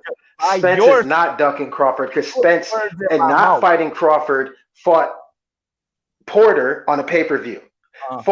Is about to fight potentially Manny Pacquiao or Danny on a pay-per-view. Fought Mikey Garcia on a pay-per-view, right? So I'm like, you can't say the guy's not ducking, even though the guy rejected the fight. He rejected the fight. That's a duck. Look, this is what I'm gonna tell you straight up. And I don't care what facts you try to bring up, what type of articles you pull up. Look, Spence is ducking Crawford. All right.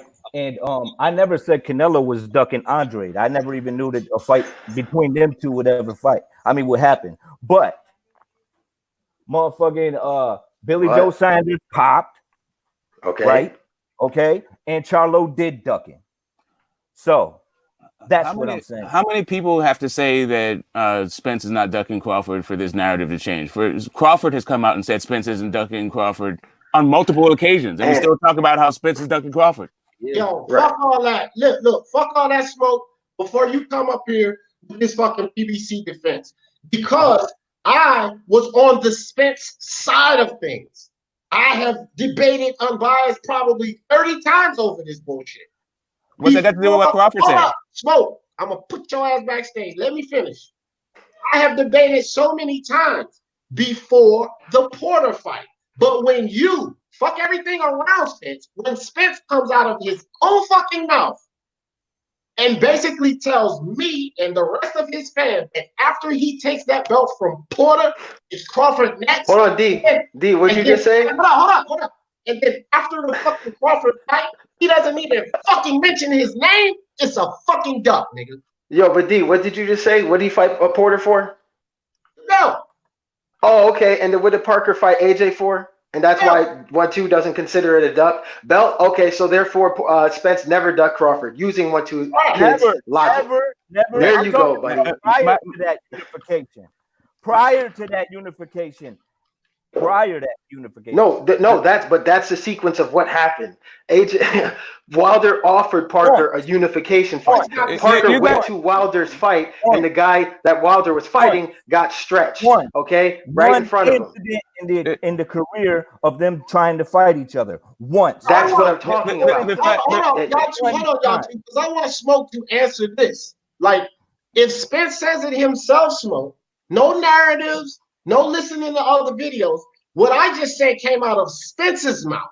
Not Ellerby, not Al Hank. It came out of fucking Spence's mouth.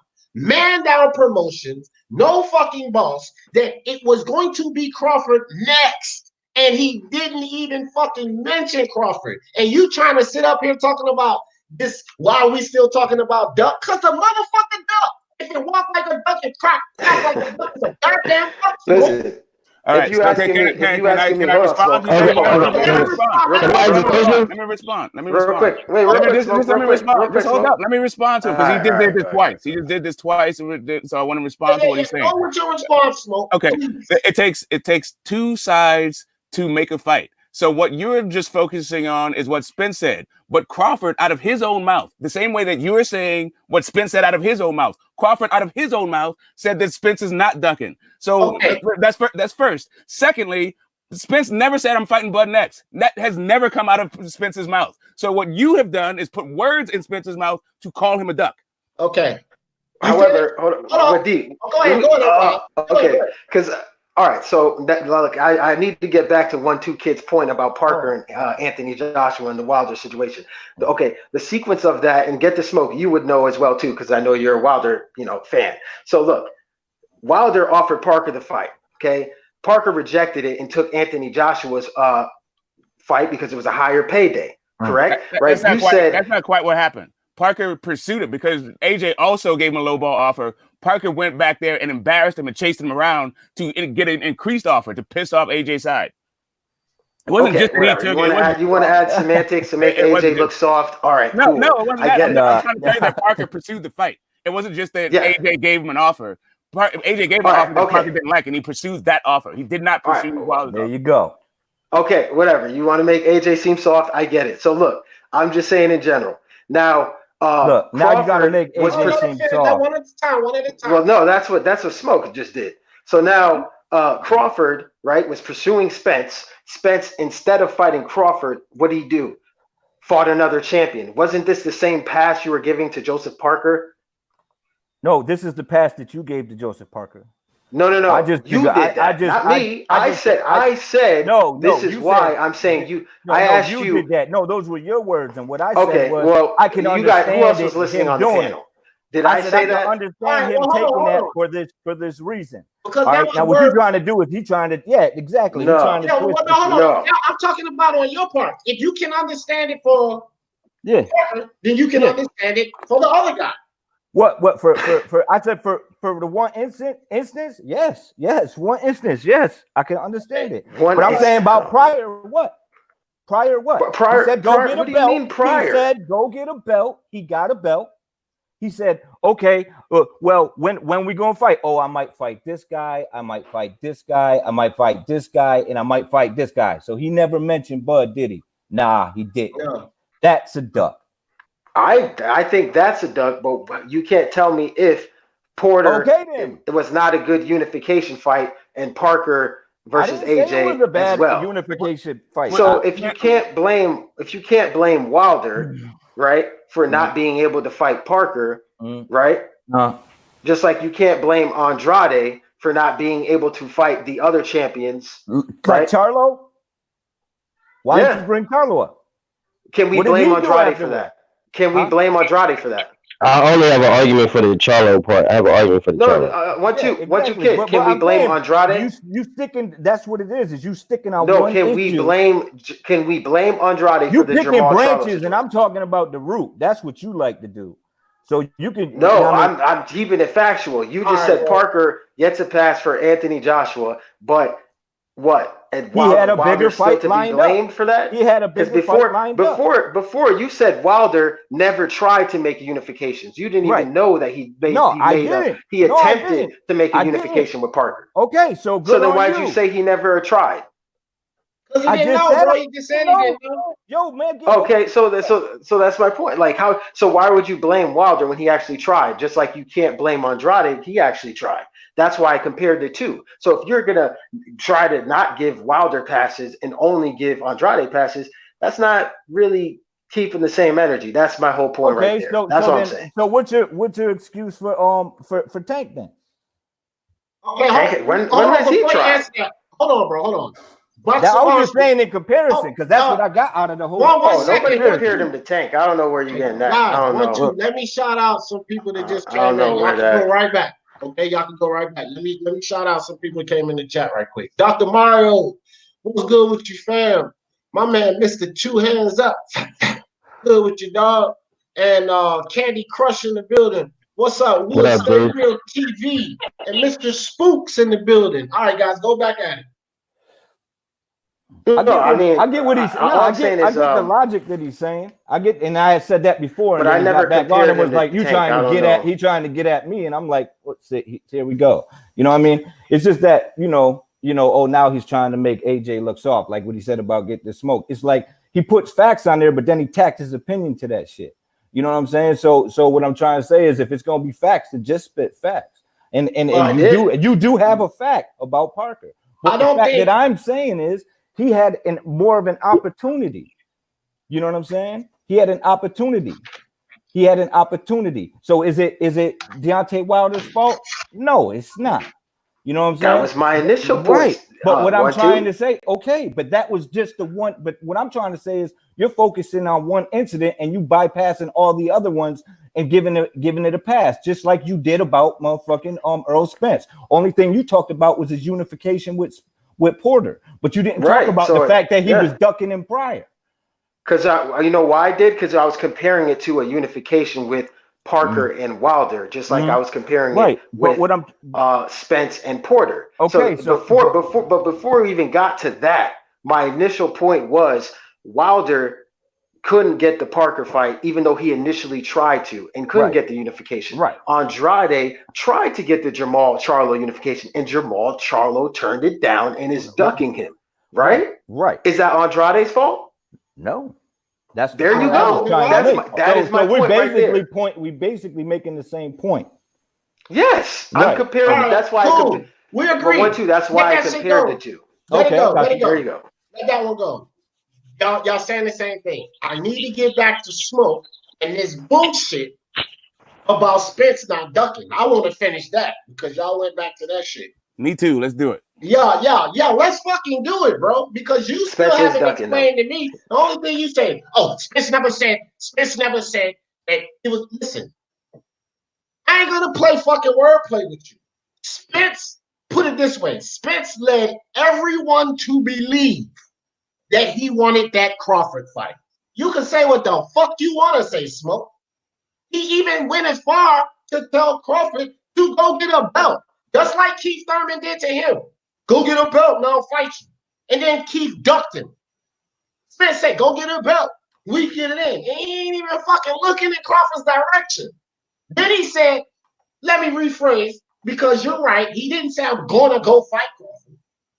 But the only fight that was being talked about, as far as what the fans wanted to see before he fought Porter, was Crawford versus Spence. So this is what Spence said verbatim. He said, I'm going to go ahead and take care of Crawford, take that belt, and then I'm coming back to the negotiation table, and let's hear them talk about 50-50. That's what he exactly said. And then after the fight, after he took the belt, it won't no talk about 50-50 or nothing else because the motherfucker didn't even mention Crawford. And this is after he said what he said, after he told him to go get a belt, he fucking ducked him, bro. He fucking ducked him. Okay, can I respond, or you want to let somebody else go? Respond, motherfucker, Okay. respond. All right. So, first off, Spence was at welterweight while Crawford was at junior lightweight. I mean, super lightweight or junior welterweight, whichever one you want to go. Either super one way or junior the other way. However, so while Crawford was at 140, Mikey was calling him out. At that point, Crawford wasn't even in the division, right? When the only time that the Crawford fight came up to all of these fans was when Spence went to Porter's corner after the Porter Garcia fight and said, "I want to fight you next." And somebody asked, "What about Crawford?" And he said, "I'm not worried about that." That's when all of a sudden the Crawford fight became a big thing. But before that, Spence had already been trying to fight Porter for years. Okay, so let me finish. I'm not done because I'm gonna go through this whole thing about Spence being ducking, right? So then when Spence when everybody's on Spence's helmet about the fact that he said, "I'm not worried about Crawford, I'm trying to do this," Spence went on. He came on to one of the YouTube channels and he said, "This is what I'm going to do. I'm trying to fight Pacquiao. I'm trying to fight Porter. I don't care what anybody says. This is my list. I will get to Crawford." He went to Crawford, told him to his face. I talked to Al. Al said, this guy, this other guy. Did Al mention me? No. You want to make the fight? Call Al. Spence has been very clear about what his direction is. Just because it don't include Crawford doesn't mean that he's ducking Crawford. Spence has also said, let me finish. Spence has also said he wants the WBO strap specifically, and he wants to fight Crawford specifically in 220. This is before the COVID thing came out. But after the car crash, he said, I need that Crawford belt in 2020. That's what he said. This is the entire timeline of Crawford even coming to the division and the whole story of this particular fight. Both sides. Spencer said what he wants to do. Crawford has said out of his own mouth on multiple occasions over months that Spencer's not ducking him. Okay, are you finished? Yeah, go ahead. Okay. First and foremost, bro, I don't know where the fuck you were going with that. I really wasn't. Look, you fucked up. You know you fucked up, don't you? Just like Menace to Society. You know let me know. Okay. Let me know. Well, let me explain to you how you fucked up. Okay. First, you started talking about Crawford being at 140. All of that shit was fucking irrelevant, bro. Because when I spoke about the two reasons, I'm saying that my guy, a fan of his, Spence ducked, the two reasons that I talked about, Crawford was at 147. So all that bullshit you talked about at 140 is irrelevant. Because when Spence told him to get the belt, motherfucker was at 147. When Spence said to us, the fans, that after the Porter fight, I'm going to go to the negotiation table and let's see them talk 50-50 then. How could they talk 50-50 if he wasn't with Bob Arum already at 147? So I don't give a fuck about none of that bullshit you just laid out about Crawford being at 140. It's fucking irrelevant, bro. It's irrelevant. Okay, I'll tell you how it's relevant. He told him, this is what my plan is. And not only that, he told him, I'll fight you for 60-40, and Bud said, I want 50-50. If Bud wants to upset what Spencer's got going on, he has a business plan. He has a list of people that he wants to fight. If Crawford wants to interject himself, then when he say that shit, when he say that shit, hold on, fellas, let him talk, because I got this shit. If Crawford wants to interject himself into what Spencer's got going on, that's fine. Spence said, here is the cost of what it is going to take for you to disrupt what the fuck I got going on. And what Crawford said at that point was 50-50. Okay, so here we go again. Because you're talking about Crawford and the 50-50. And then another statement you said was Crawford said himself that Spencer's not ducking. So let's take a look at those two statements that Crawford made. It was way after fucking Spence told him to get a belt it was way after Spence said, after this Porter fight, I'm going to the negotiation table. Crawford said that shit way after that. Basically, in my opinion, he got tired of the bullshit. But Spence ducked before Crawford ever said that shit, Smoke, because he said that shit after Spence already fucking ducked him, bro. And that's a fact. D, can I please? Okay, so Smoke. Look, Smoke. You I got the best counter argument to all that. The welterweights all ducked each other. Hold on. So look, Smoke. You keep saying that Bud has to change Earl Spence's plans. So Earl Spence's plans, they do not consist of fighting Bud Crawford, right? Who says who? According to Spence, no, they do. Because you keep keep saying it's about Smoke, next. It's not about fighting. It's not about fighting Bud at all. It's about fighting Bud next. Everybody is talking about why he's not fighting Bud next. No, but you keep saying if Bud wants to interrupt Earl Spence's plans, meaning he has to interject to try to even get the fight, he has to interject to Earl Spence's plans, which means that Bud is not in his plans because he has to interject into his plans to be able to even get the fight. Yeah, he wasn't even in the division when he was making these plans. No, but I'm talking about when Earl Spence rattled off his whole entire list of all the guys he needed to fight that did not include Bud. So basically he let us know his plans right then and there, and it didn't have Crawford in it. So and he told him, hey, in order for you to try to get in these plans, you need to call Al Heyman, correct? Yeah, he said call me and call Al, but yeah, it was kind of confusing. But yeah, he said that. He definitely said call Al. Yeah. Okay. So my whole thing is so basically Earl Spence let Bud know that his plan did not include him unless he could interject, meaning he never really had intentions to fight Bud off the rip. Would you agree to that? No, just that he had. Okay, once he fought those list of people, then are you trying to say that he wasn't going to fight Bud after he was done with the people? No, I'm not trying to say. He's basically saying that's what he said. He's basically saying he did not say I won't fight you. He gave him a list, and it was not Bud. And then he said, "But if you want to try to get the fight, at no point he said But at no point he said I'm not fighting you. He said, as a matter of fact, I will fight you. But yes, he did. I'm going this. No, he told me he's gonna knock him out. He said he's gonna stop him. I don't stop him if they never fight. I think what he's trying to say, get this Smoke, is nothing is ever 100%. We can never 100% say nobody wants to fight each other. But when Crawford came to the division, he wasn't really on his plans. Yeah, he said he wanted the belts, but he was willing to get those from Keith Thurman or Sean Porter. He wasn't willing to get it from Crawford, or at least he was going to fight him dead last after he got the belts from them. Yeah, and if you listen to what Bomac is saying throughout that entire thing, that's what Bomac is doing, because that's how you marinate a fight. These two dudes are marinating a fight. That's what's happening. So you think it's just marination? That's what you think? Totally. That's what I've thought this entire time. It's gonna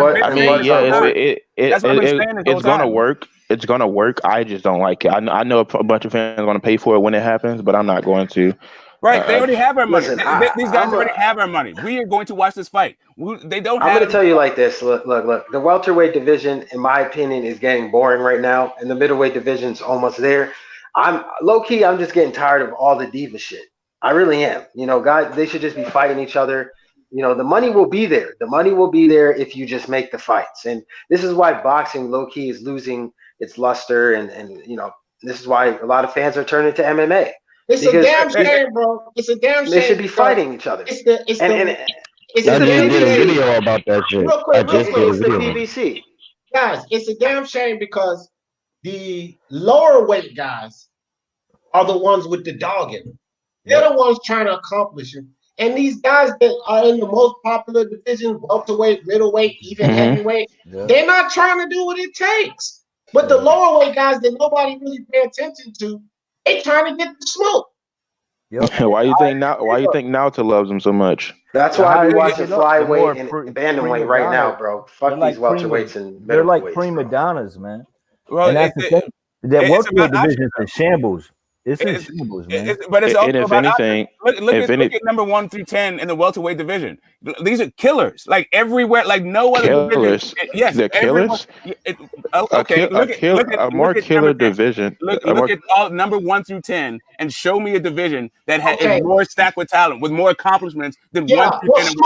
More accomplishments? Are you saying? And tell me why none of them fucking killers will step up and fight Crawford with your 1 through 10, nigga. Because ain't none of them got a contract.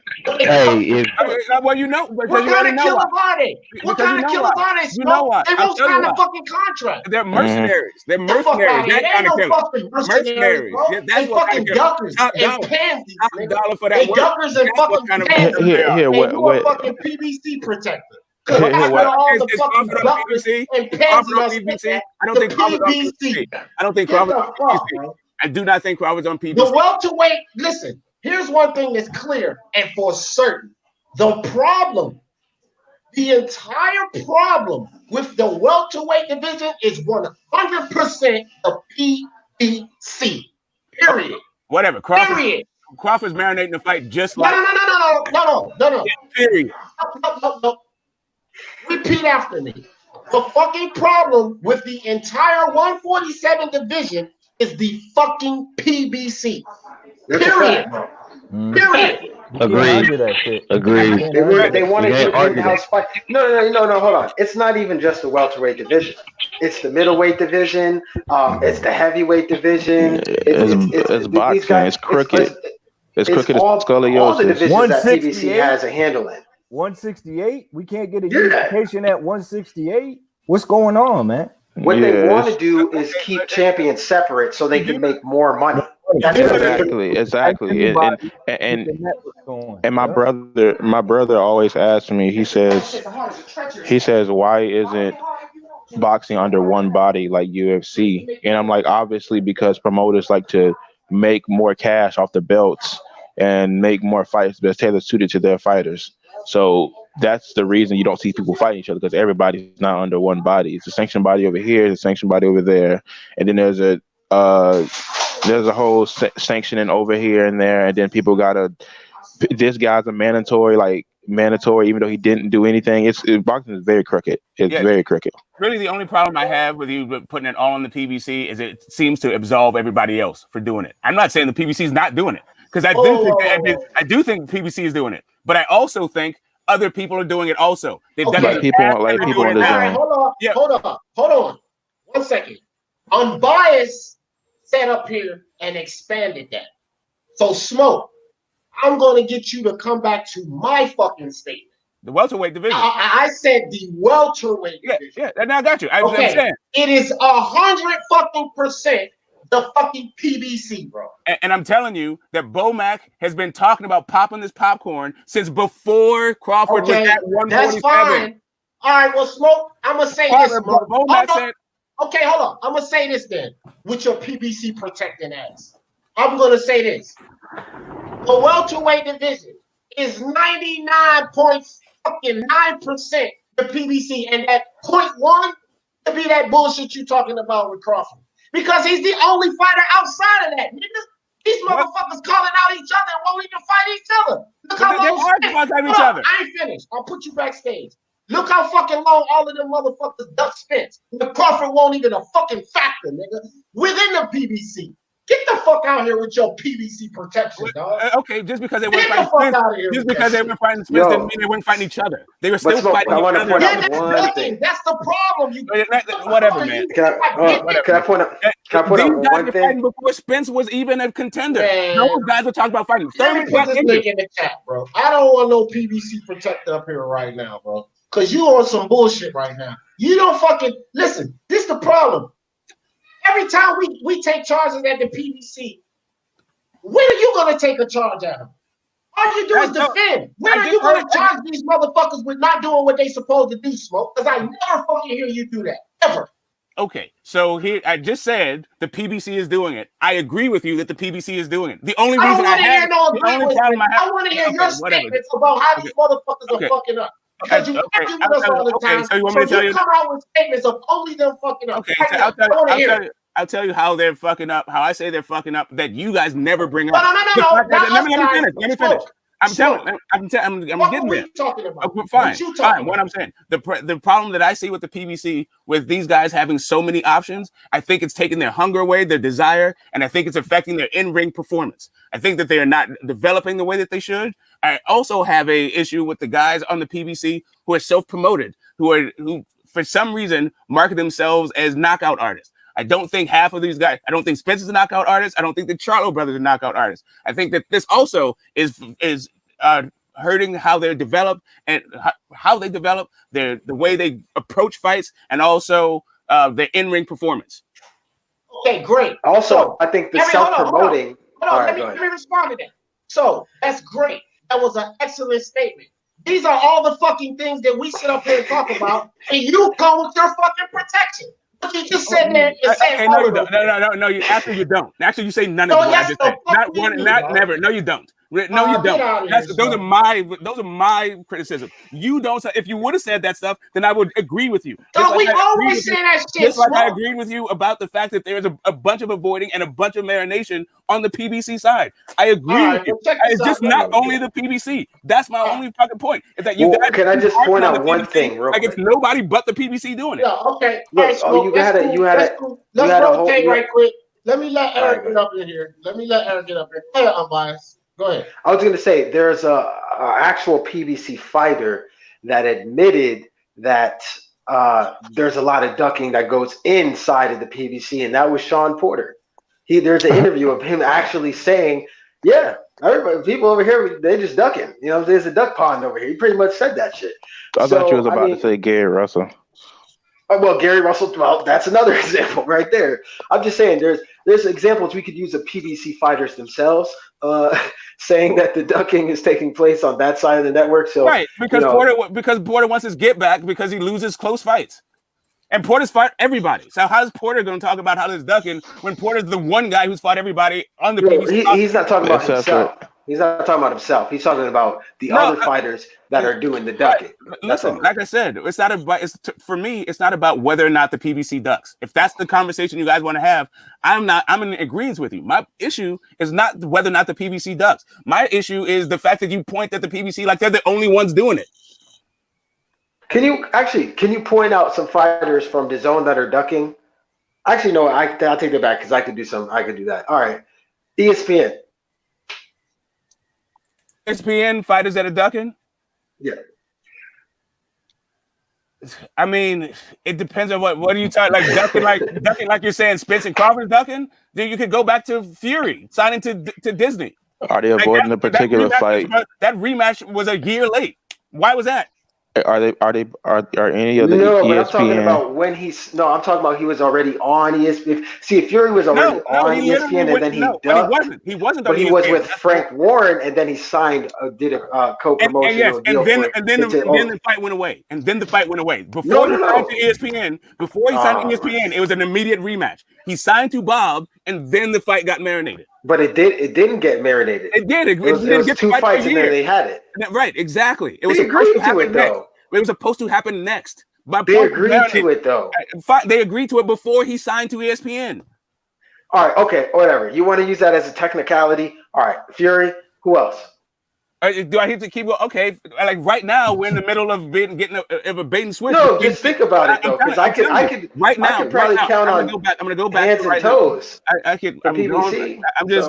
Like I said, it's not like you keep pointing out the PBC like they're the only ones doing it. Maybe you can. I could count on my hands and then ask you for your hands to count on the PBC duck. If you stop concentrating so hard on what only the PBC is doing, maybe you would have more examples about what Top Rank is doing, and I won't have to point it out for you. I'm asking you for examples. I'm just asking you. I just gave you one, and you argued. You gave me one. I know, and then you interrupted me when I was giving you the next, and I'll give you another one. We're experiencing right now. Right now, we're in the middle of a bait and switch between Tiafimo and Loma. But they didn't. That's not a confirmed duck. So give me another one. Right. That's what I'm saying. Like, why do I have to keep doing this stuff for you? You know the stories like I know the stories. So well, all right, fine. Since Smoke can't give me any. I just said 2, and now you're saying I can't give you any. That's not no, but that's no. You gave me Fury. You gave me Fury, but Tio. Exactly. Look, Tio and Loma's not a confirmed duck. So I'm asking. All right, fine. I'll ask the whole panel. The panel. ESPN. Where are the ducks? I don't know. Okay, what about Haney? I couldn't tell you. I couldn't tell you off the top of my head. There you go. Okay, the zone. Where are the ducks? I mean, I could say maybe you want to say Calvin Smith, maybe Billy Joe Saunders. Who else? Maybe Andrade. I don't know if maybe that counts. Triple G. Maybe Triple G. Maybe Triple G. Right. Maybe Triple G. Yeah. Yep. So that's 3. Yeah. That's 3, right? Okay, so guys, you want to do PBC now? But really, what all you talking about is inventory. Listen. PBC has 200 fighters. The Top Rank has 10. Like, what are you talking about? Like, really? Top Rank has 10 fighters. Yeah, like really? 10 fighters that are worth. Like, okay, first off, in the lower division, right? So they have Monster, Taylor, Prograde. Ducking no smoke. Right. Ramirez, Loma, Tio, ducking no smoke, and Fury. That's it. Those are all the guys. Who else am I missing? They've got Pulev. Ducking no smoke. Yeah. Pulev is ducking no smoke.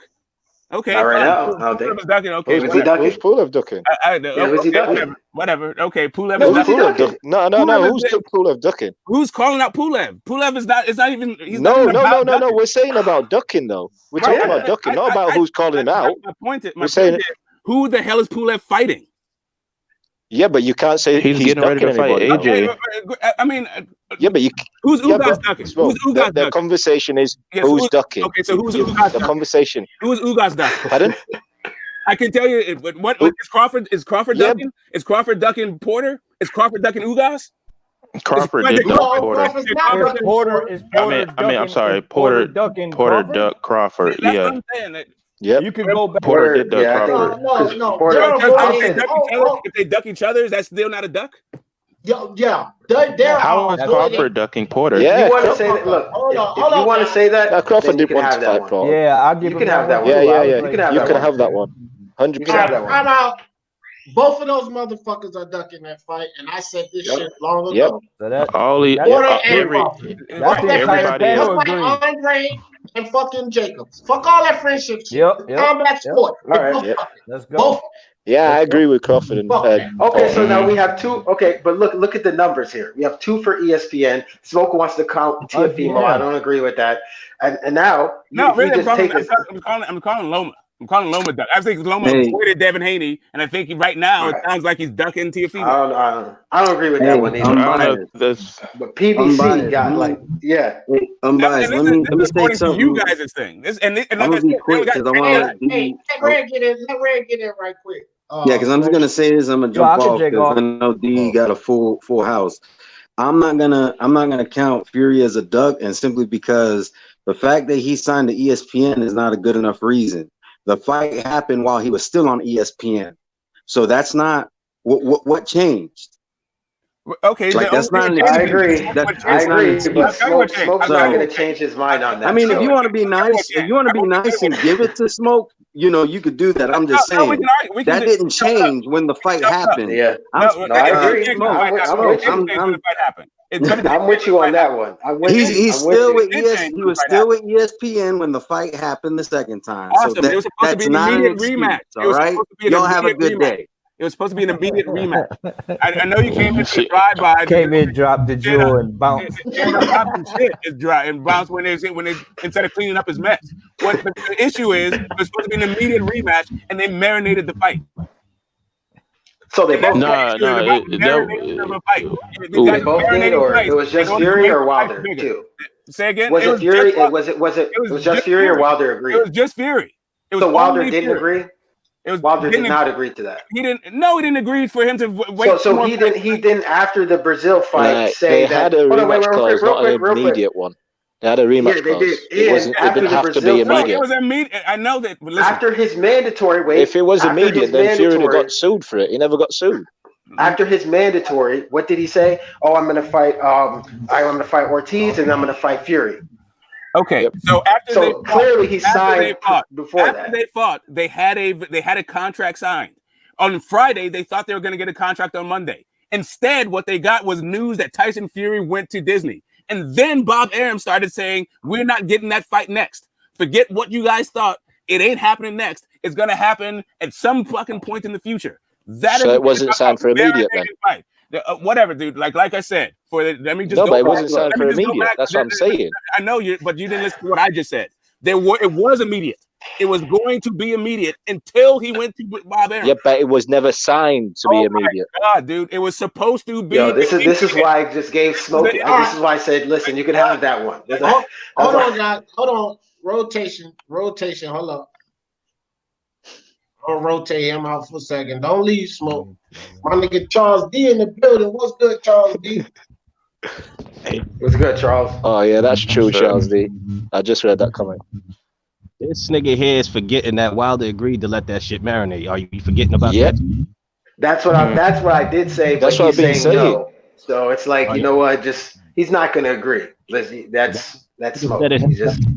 Hey, I'll go ahead and click the link, bro. I'm gonna let you on. No, yo, D, I'll drop down if you, because I know you got full panel. Shout out to the entire people panel. in the background. I got two in the background. Okay. Yeah, I'll drop down then. Shout out to the whole panel. D on bias, Charles D. Shout out to 1-2, bro. Everybody in there.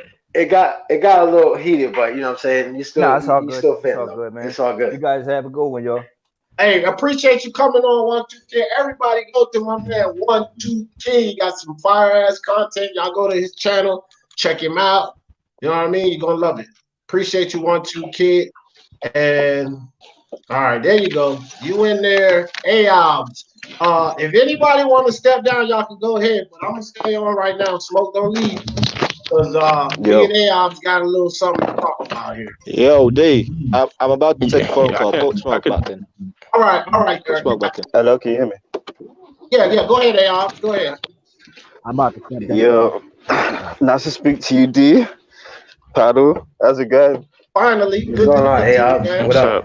Hey, what's up, Ayob? If we've ever been on the panel, I don't remember it. So right. If it is the first time, what's up? Welcome. It's his first time. Yeah, no, we haven't. I've been listening to El Jefe's streams. It's been funny as shit, man. Yeah. Yeah, he's been doing pretty good. Yeah. Today, the double standards have to stop, D. It has to stop. I've been listening to all the flame that we've been giving Wilder. We've been giving Spence. And now we got to give the same to Bud. And we got to give the same to... No, just to Bud, actually. Give it to Bud. Just to give it to Bud. Because he should have fought Porter. Porter was his fight. He should have taken... I don't want to hear no bullshit about friendship. Oh, we grew up together. We went to kindergarten together. Fuck all that shit. He should have fought Porter, knocked him out. Say that again? I just said that. Before you got on here, I just said they fucking ducked. He ducked. I said that Crawford ducked. Yeah, but I had to be the one to bring it up because apparently you guys. Yeah, exactly. Take your ass right back into the backstage. Damn, Smoke. Hold on for a second. Smoke, I'll put your ass backstage because once again, you are highly full of shit. You idiot. I have said this shit multiple times. Just once again, you only come on when it's time to defend PBC. But coincidentally, you never hear me say this shit. And I have said this shit multiple fucking times in Crawford. So save your bullshit. Get this Smoke. It won't your time to talk anyway. So let Ayob keep talking. Fuck out of here. I think I was having some... Okay, go ahead, Ayob. He don't know how to... I was having some technical issues, so I've missed most of the show. But yeah, I was just coming on to say that. And also this Tank Davis, Ryan Garcia nonsense as well that you guys have been spitting. Because everyone's talking about Tank Davis. I give Tank flame as well, yeah. Because he's been seen out in clubs, doing all this gay shit with Adrian Broner. Nobody ever brings up the fact that Ryan Garcia puts on makeup on IG, does the same fucking weird dances but we let him get a pass. And now he's saying that he wants $80 pay-per-view to fight Tank. Right. That's not realistic. Does the Zone do pay-per-views? Okay, look, let me tell you something. Here's where the double standard. Yeah, from exist. you. No, From you. hold on. No, I mean you said your piece. Now I'm gonna say mine. Okay. I'll mute. Here's where the double standard in this situation doesn't exist. Brian may have done those things, and as a matter of fact, my wife and I sat up here and talked about the fact that motherfucker looked like he got eyeliner on. So I've said, you know, I understand that, but here's the difference. Here's the huge difference. Tank ain't doing shit, and Ryan is. That's why it's not a double standard, bro. Because Tank ain't fighting no one, and not even attempting to. But he's also doing beating women. Wait. Let me finish. I'll let you finish. All right, when you're finished. Let me finish. I'll let you finish. Okay. Tank ain't doing a goddamn thing. He fighting Gamboa, didn't want to fight Leo Santa Cruz. He's beating women. He's getting drunk, getting beat up by women. He's fat in between fights. He's not dedicated. Ryan ain't doing none of that shit. The makeup, okay, give it to him. I don't give a fuck if he's gay. I don't care if none of these guys are gay. If they can fight, that's all I care about. I don't care about homosexuality. But the reason I'm coming down on Tank so much is because you're doing all these things and you're not doing a fucking thing in boxing. That's why it's not double standard. Because he's not doing shit in boxing and he's doing all of those things outside of the ring. You can charge Shakur Stevenson. He got into some shit out of the ring, but he's doing stuff in the ring. You can charge Ryan Garcia, but he's doing stuff in the ring. Tank is fucking up outside of the ring and fucking up inside of the ring. So it ain't no double standard, man. Okay, that's all nice. That's point one. Point two is we've been flaming Spence. We've been flaming Wilder for putting on a shit pay-per-view with Ortiz 2. Where's the flame for Ryan Garcia for asking for a $80 pay-per-view from a platform who does not do pay-per-views currently? And if anyone was going to ask for pay-per-view, it would be Anthony Joshua or Canelo, not no fucking Ryan Garcia. Okay. That's true. Hold on. I'll answer that for you. Because you did come to the chat late, because you had technical difficulties. You said Ryan was clout chasing, AOs. Yes. No, I'm telling you, because you're saying double standard, but we said he was clout. Oh, okay, I missed that. So how is it a double standard we said when we said he clout chasing? Yeah, we said that. Well, I didn't hear you say it before I said it, but that's all good. Bro. But see, this is the thing, y'all. You ain't gonna find no fucking double standard here, bro. I keep the same energy. That's what I do. Errol Spence, why you saying that you hear me flaming Errol Spence? Guess what, AOX? I'm an Errol Spence fan, my nigga. Yeah, I know. Okay, so ain't gonna be no double standard here. I'm calling that shit straight down the line. I flame the fuck out of Fury. Everybody knows I'm a Fury fan. I flame the fuck out of Teofimo. Everybody knows I'm a Teofimo fan. I have flamed Canelo Alvarez, and everybody knows I'm a Canelo Alvarez fan. I flames them all. If you deserve to flame, you're gonna catch that shit on Speak Your Mind Sports Club. Ain't gonna be no goddamn double standards here, fam. No, I agree. No, I fuck with all of you lot. But the reason why I have to come on here is because I've noticed that it's becoming a bit of an echo chamber. This little YouTube community.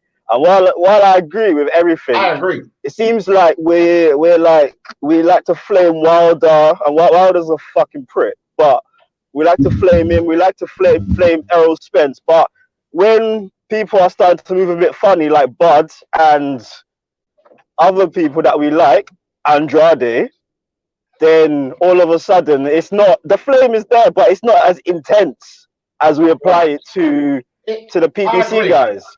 So we got to keep it 1,000 down the middle, which is why I just said I agree. Thank you, I agree with that. Yeah, I do too. I agree with that, AOB, but let me tell you something.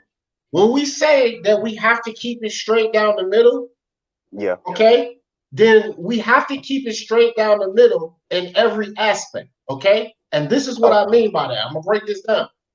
If the other guys, like the Crawfords and the AJs and whoever else, if the other guys were not producing as much as those PBC guys, then they would get just as much flame. But guess what? They're doing shit too. They're not perfect, but they're producing way more. The PBC guys ain't doing shit but ducking, chasing bags. So they're doing more bullshit. So they're gonna get more flame, bro. Can I jump in? You can jump in with your defense, but wait a minute. Yeah, okay, you can jump in, but wait the fuck up. Okay, go ahead. Okay, thank you.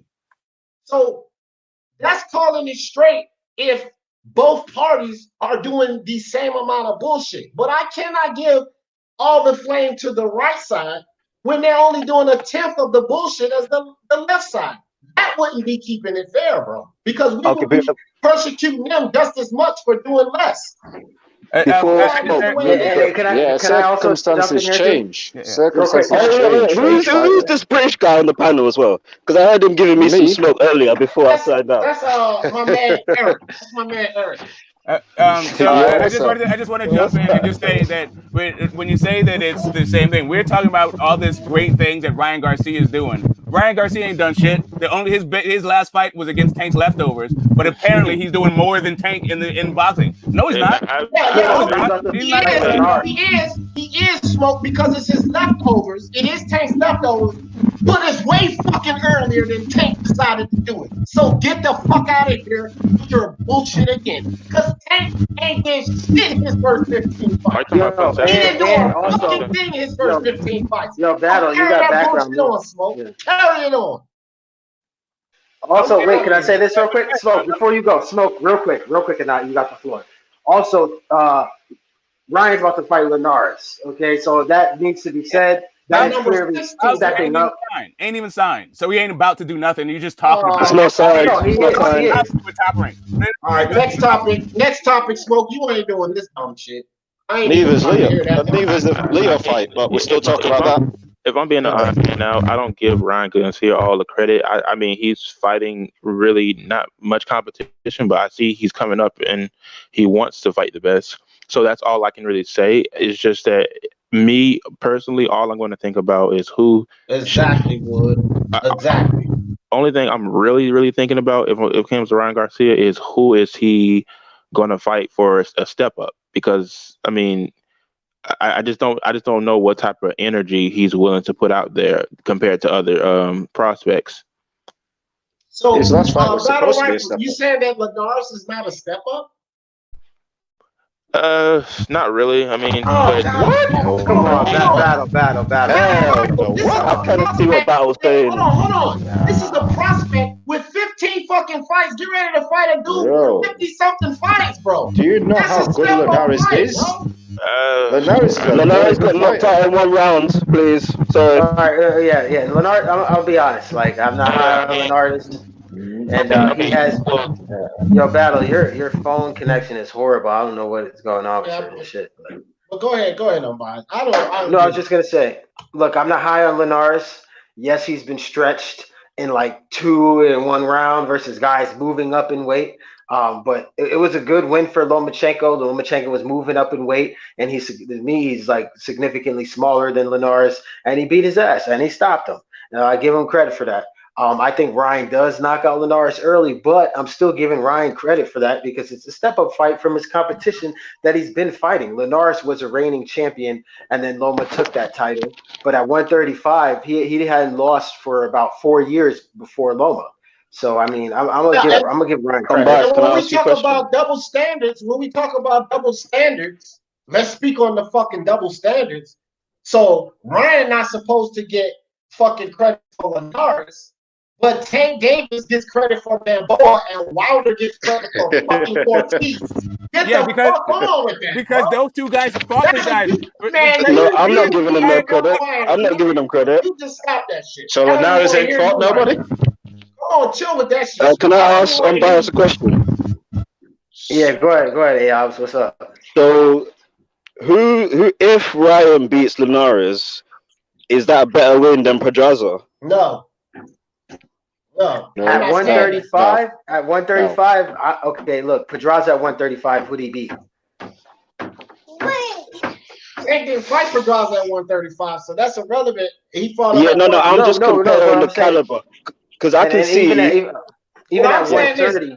I'm saying this. I don't think that Linares is a better fight. I'm not putting that as a better fight for Ryan than Pedraza was for Tank. I'm not doing that. I'm not saying that. I mean, you could call them equal, or I would even accept that Pedraza is a better fight. But I'm not saying that the Linares. But what I am saying about that is a step up fight for Tank. It is a step up. It is. Yeah. It is, but I can see once Ryan knocks out Linares in 3 rounds, the hype train is going to start, and it's going to go into overdrive. And Ryan's already a cocky fuck, so I can see it just getting worse and worse and worse. So I'm just trying to put it into perspective. People are already saying Ryan's better than Tank right now when he hasn't beat nobody.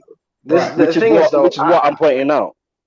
Well, I think Linares actually is better. You pay attention to this channel. I want you to pay attention to this channel because what I do is watch this channel all the time, D. I know, hold on. I debunk narratives. So as soon as those motherfuckers start all of this super hype with Ryan, I will knock his ass back down too and be like, y'all slow the fuck up because this kid still got to prove more. And I'm going to tell you why I did that. Because I believe that I was one of the first ones, at least from what I heard, all around the YTBC that started giving Crawford criticism first. I was giving Crawford criticism first about not fighting anyone. I was saying, I understand that guys are ducking him, but he still got to fight someone. He got to prove himself. Now everybody else is coming along saying, yeah, Crawford do got to prove himself. But I've been saying this shit. Yeah, exactly. Yeah. Because if we really go on. Yo, Battle, I don't know what you got going on. I think it's my mic, maybe. No, it's not. It's Battle. It's Battle Rifles. I was just gonna say, like, I think, look, Linares at 135, to me, was more proven than Pedraza at 130. You know what I'm saying? Because the simple fact, like, if you want to say who's the better fighter, then I think that's debatable. They'd have to fight each other. But who's more proven? Who had a longer run as a champion? Linares. No, we're not doing that because I'm talking about right now. Right now, Linares has been knocked out. Was it by Kanu last year? No. Okay, you got that one then. Right now, I'm not gonna argue that. That was the point that I was making about Gamboa. How many fucking times did he get stopped? I don't give Tank credit for Gamboa. He should have knocked Gamboa out in 5 rounds. Hey, come on, bro. But that's what I'm saying. You right now, AR, but that's the narrative. That's the narrative. Yeah. From Smoke, I think. Not even just Smoke. It's not Smoke. It's a lot of these fucking Tank Davis. It's not Smoke. It's those fans, those Tank Davis fans, those PBC fanboys. This is the narrative that they're pushing. But what's wrong? But D, what's wrong with Ryan being confident? What's wrong with Ryan being cocky as a fighter? What's wrong with that? It's much better than what fucking Tank is doing. It's way better than what Tank is doing. I mean, I don't. Can you answer that for me? Why can't Ryan be confident in his skill sets or be confident? Abs don't like Ryan. He don't like Ryan at all. You can tell that shit. Abs hates Ryan. For me, for me, Ryan is fine. I feel like he's a prospect. He's developing. I think that he just has his chin in the air, really, and he needs to work better on the defense. But for me, the only thing I depart, like when I chime up, is this whole notion that Ryan has done more than Tank. Ryan is at that point outperforming Tank. Like, I don't get that. Like, where does that come from? He ain't outperforming Tank. He ain't done more than Tank. He's not fighting better competition than Tank. We always when it comes to top rank. Well, he's about to. Right, exactly. When it comes to top rank, these guys are getting credit for stuff that they're about to do. Ryan's not with top rank. Ryan's not with top rank. I want to say this. Fine, if it's not okay. Smoke. Yeah, go ahead. Slow down. Can I go after you do? Yeah, you can. But Smoke, slow the fuck down because once again, you're bringing up a point that we ain't saying. You literally said out of your mouth that Ryan is doing more than Tank. You literally said that. No. Hold the fuck up. Let me correct your ass again. I said that I believe Ryan can beat Tank. That's what I said. And I said that because when I say that Ryan's doing more than Tank, he's taking on challenges much earlier. He's trying to progress much earlier. The path that Ryan is taking is similar to the path that Teofimo took. The path that Tank took, which still to this day is he's in the process. What the fuck is he in the process of? Being a two-time weight champ. There it is. With that There fake it is. ass So belt. now you're giving him credit for No, being. Hold up. process. Look, I'll put you backstage, goddamn. So now you're giving him credit because you just said out your mouth a two-time champion. When I know I heard you say before that those mediocre belts don't mean nothing. Correct. So what is it? Hold up. No. The next time you cut off, you're going backstage. So what is it? Is it the mediocre belts don't mean nothing, or do they mean something when we're talking about PBC attributes? I'm saying he does not have a real belt now. He is in the process of becoming a two. So he ain't no fucking two-weight champion. Your question was, your stance, he can't be a two-weight champion. He can't be. No, he is not. By your stance, you're giving him credit for something he ain't done yet. You're giving him credit for something he ain't done yet. Listen, you said, what is he in the process of? I said he is in the process of becoming a two-weight champion. Not that he is one right now. He's in the process of but the belts don't mean shit, Smoke. Smoke, you said the belts don't mean shit. I never said the belts don't mean shit. Okay. Smoke, you said. Yes, you did, Smoke. Smoke, you said the belts don't mean shit. Hold on. I got to put him backstage again because here goes Smoke. That double talking bullshit. On other lines, bro, you have said clearly you have no respect for those interim silver belts and all of that. But now you're trying to say something about Tank ain't this shit. And if you don't have respect for those interim belts, then I want you to tell me what exactly is it that Tank has done so far? What is it? Someone needs to mute. He has moved up. Yeah, that's me. That's me. He's moved up a division and is now trying to become a champion at 135. He was already a champion at 130. He's now trying to become a champion at 135. That is the process that he is involved in right now, to become a two-division champ. That's the process he's in. Okay, which goes right back to my fucking point, get this smoke, is why I'm saying that Ryan Garcia is doing more than Tank because of his progression. You're telling me at 24 years old, after 251 amateur fights, which he was 251 and 9, an impeccable record. After 25 fucking fights as a pro, he's in the process of doing something. Where when we look at Ryan Garcia, he is in the process way earlier than Tank, which means to me that he's doing more. But to you, it doesn't. Well, because I don't see how becoming a one-division champ is more than becoming a two-division champ. Not only that, but Fonseca. See, there you but go. I wasn't done. Let me finish. Okay. Let me finish my point. Let me finish my point. I'm not gonna fucking let you finish twisting up my fucking words, bro. I said something clearly. I said nothing about a one-division champ being better than a two-division champ. I said this and this only, Smoke. Don't put your perspective on it. Listen to what the fuck I'm telling you. My perspective. Ryan Garcia is attempting to accomplish and moving forward earlier. Okay? Earlier. Just that simple, bro. Teofimo achieved, accomplished, and did it much fucking earlier. Tank Davis, 25 fights in, and he's still trying to accomplish. Why haven't this motherfucker been fought Lomachenko and Teofimo's get ready to fight Lomachenko? This is the shit that I'm talking about. This is why these kids have done more than Tank, because here he is older than them, way more professional experience than them, way more amateur experience than them, and he ain't fighting no champions. Like these guys are in lieu of fighting champions. Like these guys are chasing champions. Tank he's chasing low-level fighters, guys coming up in weight, and old chinny Gamboas. So don't fucking sit here and tell me that they're not doing more than Tank. You ain't. Okay, like I said, like I was saying before, Tank is already a two-time champ in the division. You keep saying like Fonseca did it earlier, but fine. That you're talking about like it's this like Fonseca hasn't already been knocked out and isn't the bump. Like the level of competition that Fonseca is right now is the same level of competition that Tank was fighting when he was to Ryan Garcia's age. As a matter of fact, when he was Ryan Garcia's age, he was already a champion, and Linares is not a champion. So Ryan Garcia chasing Linares is not an example of these guys chasing a champion. Well, to Ryan Garcia's credit, he's chasing fucking Tank Davis. Tank Davis never chased anybody on his level or fucking close to it at that age. So is he chasing him right now? He's clout chasing him. He's clout chasing him. No, he ain't fucking clout chasing. He's trying to get this fight.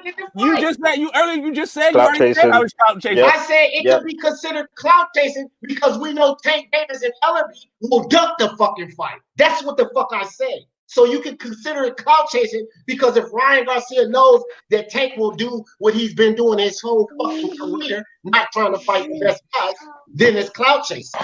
That's why I said that. Now, if Tank gets some fucking balls and Ellaby and Floyd get some fucking balls and accept the fight, then is it clout chasing, Smoke? Is it clout chasing? I don't know. You're the one who said it was clout chasing. When AI said clout chasing, then all of a sudden you're on it. Like, really? Nah, he ain't clout chasing.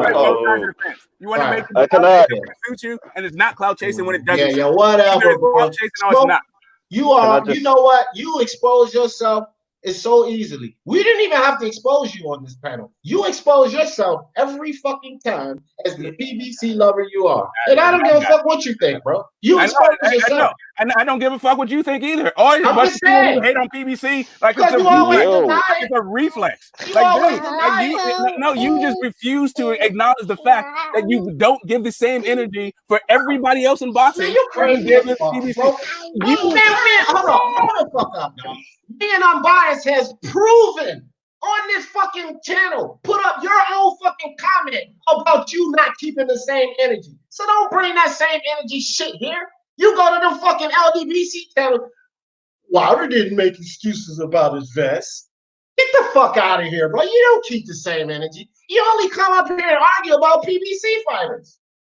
And then you're going to charge somebody with keeping the same energy. Man, you got to be kidding me. I'm going to hold on for a second. Let me let Smoke back on. Somebody else just stepped in. Okay, so let me. I would just like to say that quote you put up was on What You Need's station. He is not PBC, and he was talking about how Wilder was making excuses. So it is literally the same energy. Just like I said here, Wilder's not making excuses. When you guys say he was, that guy also was saying that he was, and he wasn't. And that's one of my homeboys. He's not LDBC at all. So this whole thing about me keeping the same energy, and the reason I got on this panel was not because you guys were flaming PBC. Unbiased ass told me to get on the panel. That's why I'm here. So you can keep talking about this whole PBC defense, but really all it is deflection of the fact that you want to bang on the PBC in some other way that you're blinded when other people do it. Period. Bro, again, another incorrect statement, Smoke. And I have receipts. You idiot. You said I'm blinded by what other people doing. Go look at my videos, you dumb shit, bro. I got videos flaming people outside of the PBC. And you talking about I don't every side of the argument. Hold the fuck up. You know how to shut the fuck up. And you sit up here talking about some I don't keep the same energy. That's bullshit. I'm not keeping the same energy, flaming fucking Fury, flaming goddamn Teofimo, flaming goddamn Canelo, flaming Anthony Demetrius. How the fuck am I not keeping the same energy, bro? It's just like I just told AI. The fact that these PBC motherfuckers are doing 10 times more bullshit, I'm going to give them more flame. Period.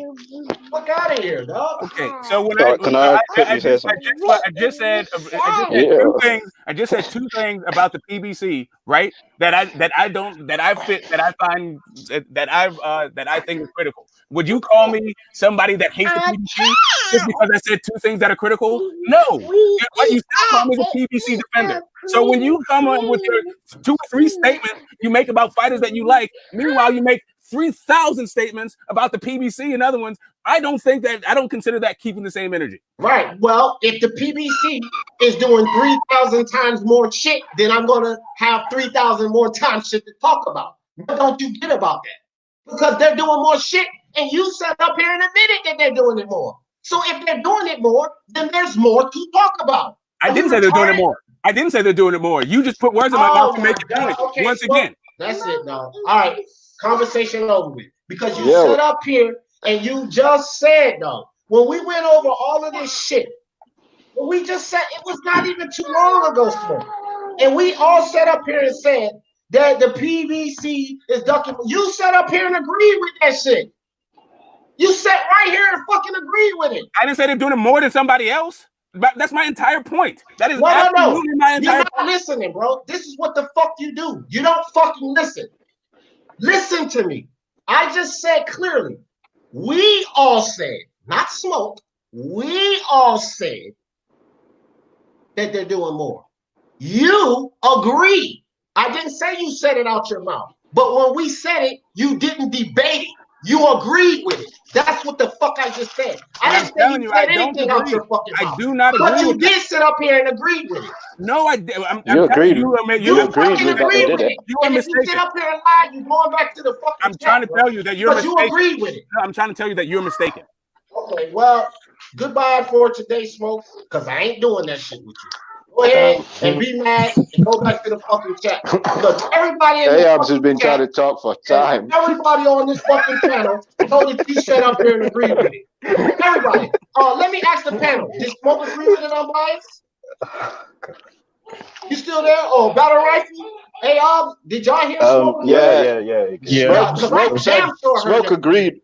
Yeah, Smoke agreed that saying that PBC does. They have been. Yeah, bro, he's fucking talking and fucking full of shit. Now all he want to do is come up with another reason or wordplay about what I said was and what I meant was and all of this bullshit. Fuck that. Nigga, you agreed with it. You agreed with it. So you just carry that shit on. Next fucking topic.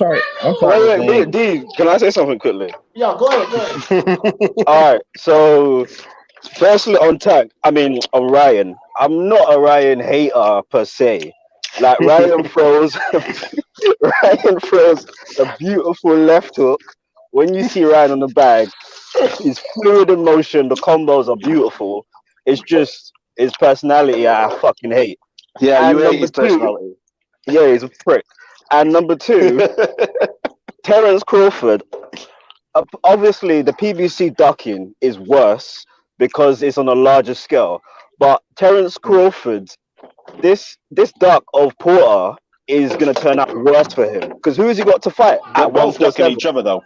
But Crawford needs it more. Yeah, they are both ducking each other. Who's Crawford going to fight?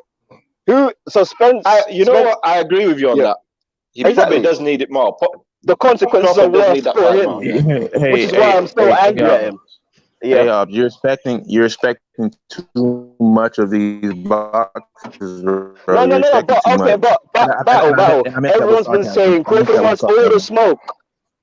I meant that with sarcasm. Son He was being sarcastic. Yeah, you're expecting too much of these boxers. Yeah, I know. I don't respect none of these boxers. Like, I'm a massive fan of AJ. I don't give a fuck about him outside the ring. Like, these are just boxers. They get punched in the face for a living. If you've met any athletes, you know they're dumb as fuck. But at the same time, Crawford has been masqueraded as this guy who wants all the smoke. He would take on all comers. Everyone's ducking him. And when he gets his card pulled for the first time, he fails the test. Nah, he didn't get his card pulled, though, did he? Because he did, because Sean Porter doesn't want it. Sean Porter doesn't want it either. So the card wasn't pulled. So he can't fight. Even if he wanted to fight him, Porter didn't want to fight either. So they're both ducking. The only person that wanted to fight was Porter's dad. It was Kenny Porter. Mm-hmm. But I expected Crawford to be like, we're friends, but this is business. We're going to get it on. But his narrative changed as well. He was like, oh, we're friends. I've never seen any pictures of Crawford and Porter together. I didn't know they were childhood friends.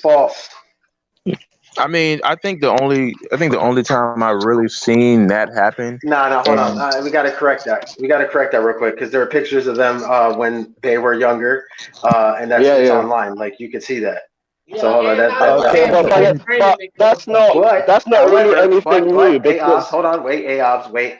I'm in agreement with you. I consider that them both to be ducking each other, but they definitely did know each other for a long time. So I'm in agreement with you. But they did know each other. All these boxers fight each other in the amateurs, so obviously they have long histories. So most boxers probably know each other coming up because they've all fought each other. This is nothing new. This is a sport. They're boxers. They're supposed to get it on. It's not like he's going to kill him. They're both going to make millions. Hello? Right. No, I agree. Just like Canelo and Triple G, they knew each other for a very long time. And what happened? Yeah. They're both going to make millions doing it. They're going to get it in 12 rounds, and then they can shake hands after. Yeah, the friendship, bro, is just a bullshit excuse. I don't agree with that. I can see it now, man. 5 years from now, man. Well, probably not 5 years. Probably like next year, you're going to be seeing twins come up. Like the Charlo brothers going to be dominate the division. Hey, we're brothers. We can't fight each other. Or people be like, oh, we grew up. We got adopted by the same foster parents. We can't fight. I can see it now. They can see it. Bullshit. It is bullshit, man. It is. It's bullshit, bro. Yeah. You get paid millions to fight. Just fight. You could, like, who was it? Charles D that said Gatti and Ward was friends after the first fight. Exactly. And then they did it 2 more times. Don't leave Battle Rifle. Hey, y'all check this out. Iron Cone.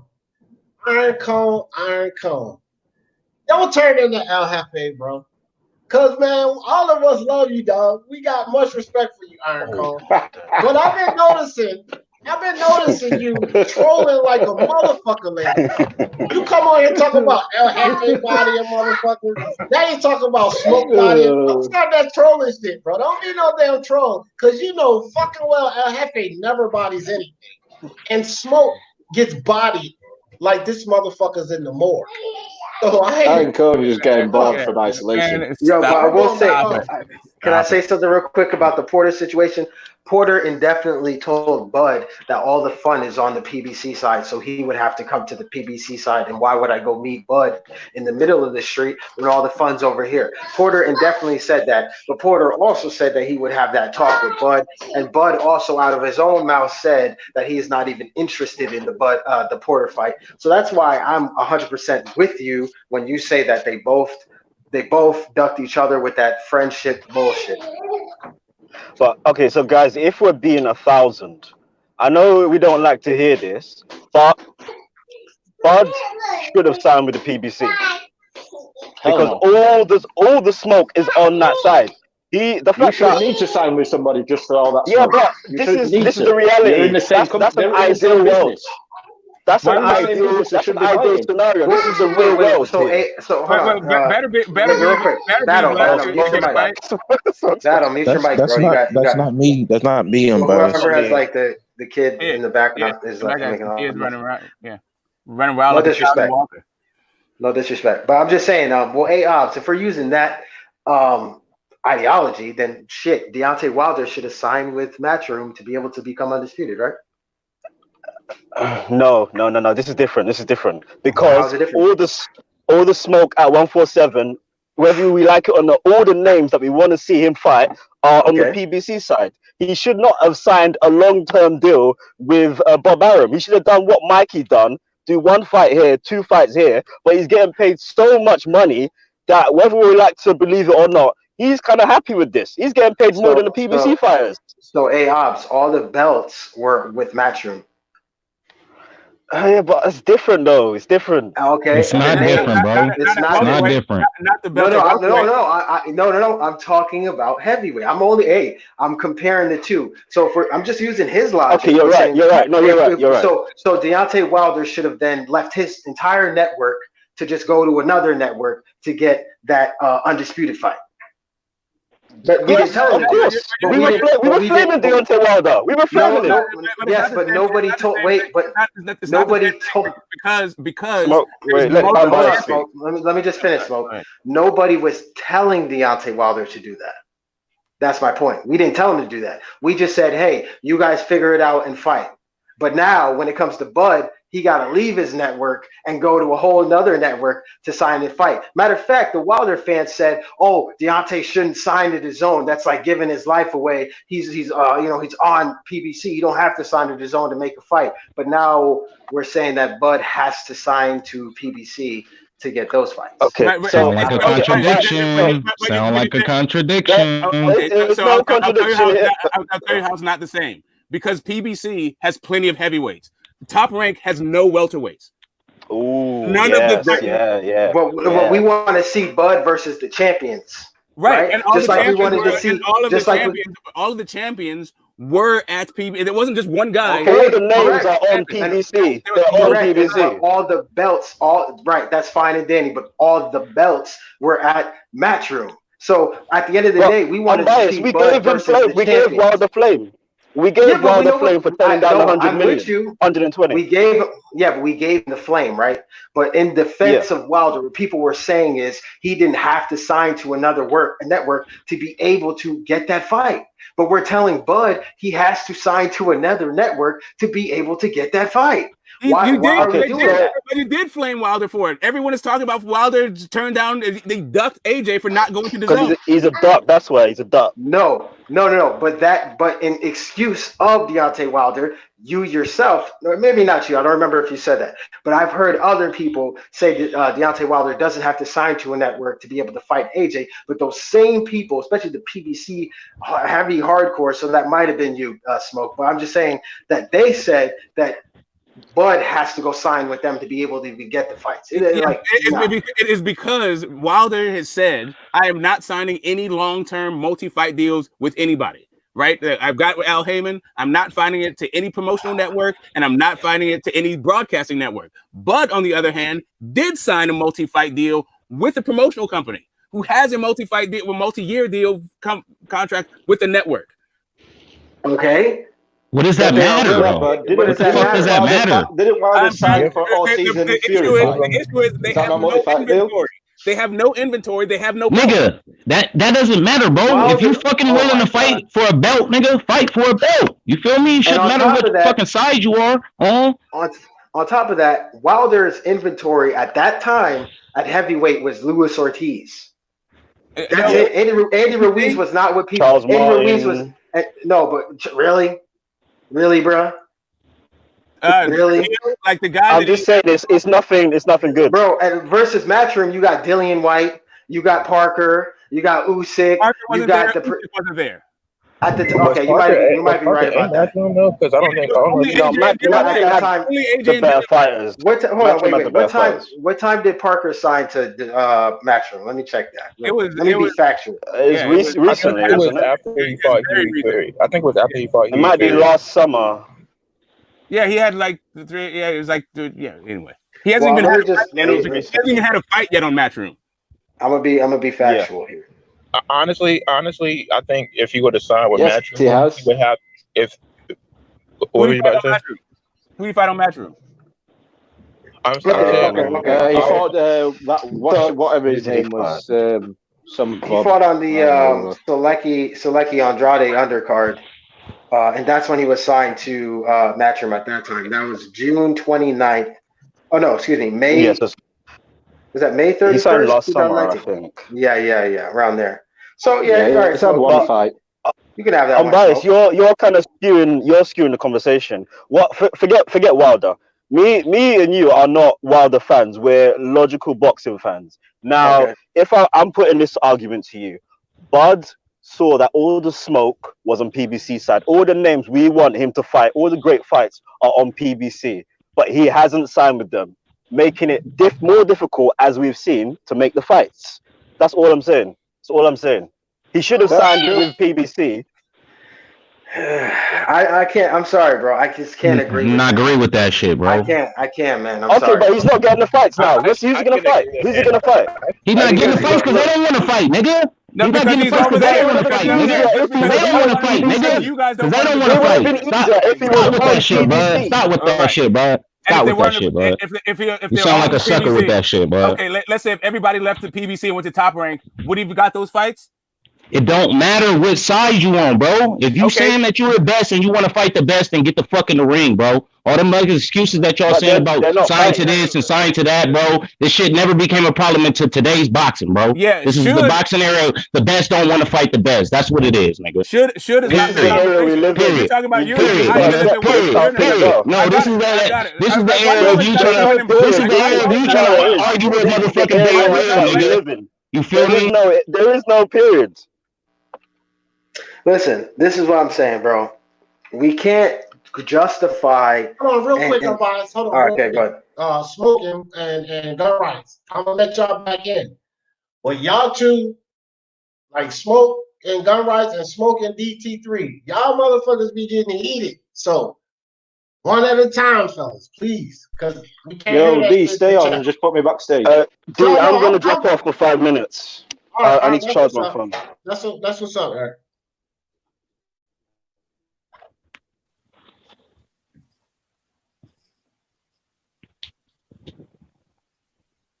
All right, there we go. All right, y'all go ahead, umpires. Okay, I was just gonna say we can't tell Bud, hey, you got to go sign here just to be able to get a fight. When we know these guys could work out a deal if they truly want to fight. I mean, even PBC fighters have stated, look, J-Rock, right, at 154, he said, listen, any fight could be made. He said this as well. Wilder has said any fight could be made if the fighter truly wants it. He said that. So at the end of the day, both sides need to want the fight. Now, if one side thinks, hey, this fight's not going to happen because I got this multitude of opponents on here that I'm just going to fight these guys, build up my name, build up my cachet, and just become the bigger cash cow, which I think is what Earl Spence is doing. And even the vice president of PBC has came out and said that's pretty much the plan for Spence. Like he said, Spence's plate is full. He said that. The videos are on YouTube. You can just check it. So my whole thing is, we can't blame Bud for not being able to get those fights, but this is where I'm going to agree with what you're saying, kind of. I think Bud, even though he can't fight Spence and he can't fight Manny Pacquiao, I don't want him to wait around like a Charlo or an Andrade just waiting for the Spence or Pacquiao payday. I want him to be able to fight Ugas, fight those guys too, and potentially PBC will send those guys over because they don't really have much value in them. That's where I'm looking at it. Like they hold on to the guys they hold have value, and they don't send those guys over. So he shouldn't have signed with Top Rank. He shouldn't have signed with Top Rank 2 times in a row. It's a little crazy to be like, hey, I'm gonna go over here and I know what the deal is over here, but I'm gonna sign over here anyway. Like you knew beforehand, like how the politics work because you were signed to Top Rank already beforehand. But he signed. You also don't know the deal what PBC was offering. The Top Rank deal might have been better for him, so you don't know that. But the thing is, hold on. But we can't say that. Even Keith Thurman, he did an interview with Ness, and he said we are independent contractors. We could fight anywhere we want to. It's all up to us. We choose who we want to fight, when we want to fight. So that's my thing. We can't blame Bud if that's the case. But he did fight on Top Rank already. He should have known what was there in front of him. Okay. What I'll say about Crawford's side and the Ugas fight, the Ugas fight was one of the guys that they singled out. When it comes to when I talk about Crawford and Spence, those two camps to me came up with a plan on how they're going to marinate the fight, right? To make sure that it was for undisputed, and whoever got the most thing is going to be like the big cash out fight, the super fight. And if you don't like marination, fine, I get it. You don't like marination, but that was the plan on both sides. What I'm seeing and what I would like to see is Crawford make it a 50-50 fight by getting guys. But I want him to get the Pacquiao fight. I want him to get the Ugas fight. I want him to go in with Spence having 2 belts, Crawford having 2 belts, and let's get it on the brawl for it all. That's really my own thing. Like I don't know. For me, it is not Spence or bust. There are other guys that he can be fighting. I don't know that the Ugas is turn him down. I don't know what it'd take to like chase Porter down, but to me, Crawford sounds very comfortable and very content, and doesn't seem like he is really that motivated in order to do his job to make it a 50-50 fight, a 50-50 in the negotiations. I just watched an interview with Bud. And he says he's not even worried about Earl Spence at this moment in time. He says he's sick of hearing his name. He's not worried about him. He don't really want to talk about him. So it sounds like he wants to move on. And I think I believe he should move on anyway. He should move on and just forget about that fight. And that fight happens when it happens. Either way, it has to happen at some point. He just needs to leave him alone and don't even worry about it. But every time you talk to Bud or you talk to Spence, each of his names get mentioned. So I guess which is fine because that proves that the fight is actually big. Because anytime that they do an interview with Crawford, Spence's name comes up, so that proves that people actually want to see it. My whole thing is, I just don't want Crawford to just be waiting around because I do want him to fight like the Udas's, like I said. You know what I'm saying? Yeah, I think the same. I think he needs to be fighting the B level or just below A level fighters at that weight class anyway. Yeah, if you're going to duck your best competition, at least fight more times a year. Yep. Yeah. All right, guys. So, well, we kind of cleaned up the last topic because the last topic was basically this whole Crawford and Porter, and the facts are they both ducked each other. I mean, that's basically what the last topic was. I didn't want people to keep talking about. See, this is the thing. Like, I ain't never been a fan of Crawford, but I ain't never been against him. You see what I mean? And a lot of this shit with people saying that Crawford's ducking Porter and just leaving it at that, that's just hate, bro. And I'm not talking about AOs. I'm talking about a lot of these people that's throwing shade at Crawford. Because if they both ducked each other, to me, that's just null and void. It's not even really to be talked about because neither of them wanted to fight. So if you're going to keep bringing up Porter, that's just hate on Crawford, in my opinion. That's why I put the thumbnail up there the way I did.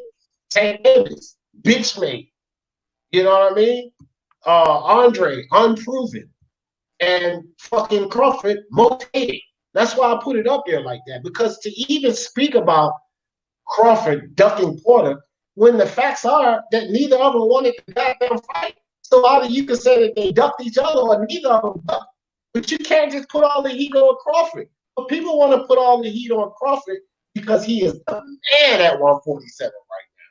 They want to put all the heat on Crawford because he is the boogeyman. Motherfuckers are ducking him left and right. So they have to find some dirt on Crawford.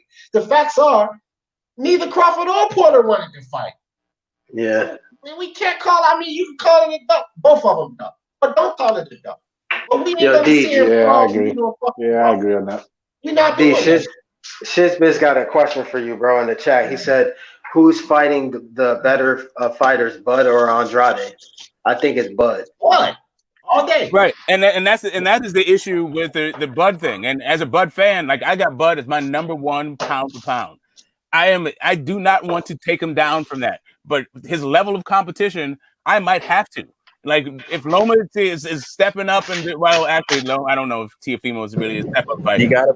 But if Loma beats Teofimo and Devin Haney, then I'm gonna have to switch. I agree with that. I agree with that, bro. I agree with that.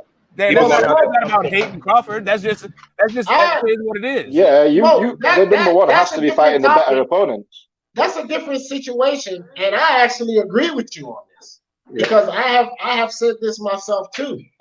We can't keep riding on Crawford's accomplishments at 140 and the fact, hey, everybody don't want to fight him at 147. Man, him and Bob Arum got to do something to make it happen. Like, I gave Crawford and Bob Arum some heat over the Danny situation, and a lot of people don't agree. And they got a lot of they do have a valid point. Matter of fact, it was unbiased. He had a valid point that Danny Garcia didn't even give a counter offer, right? But what Danny Garcia did say is that's not enough money. And my thing was, make it fucking happen. Tell Bob Arum to open the checkbook up and offer some more money. Because wait, D, hold on. has nothing in front of him. But D, now using that same logic, right? Can we apply that to Andrade versus Jamal? Because Jamal did say, hey, that wasn't enough money. Well, we could. So should Andrade open up his purse and offer more money, or? Yeah, I mean, $1 billion seems like more than what Top Rank's working with. But let me say this, and I'm not sure, unbiased, you probably know better than I, but didn't it go from 7 to 10? That's what was reported. So, so they did open the purse up and offer more, but the motherfucker still turned it down. Yeah, all right. Okay, you got a point there. Yeah. You know wait. I'm out of the loop. What are you guys saying? Who offered? You always out of the loop. I don't know if the check was real. I don't know We if the can't check was talk real. about money with him, bro. We can't talk about money with him. You know what I'm saying? His logic, we never know. His logic, we never know what the money really I'm is. not going to take you backstage. I'm just going to mention for a second. It's no need, Smoke, because we already know where you're going. You don't know what was offered. You don't have no. That's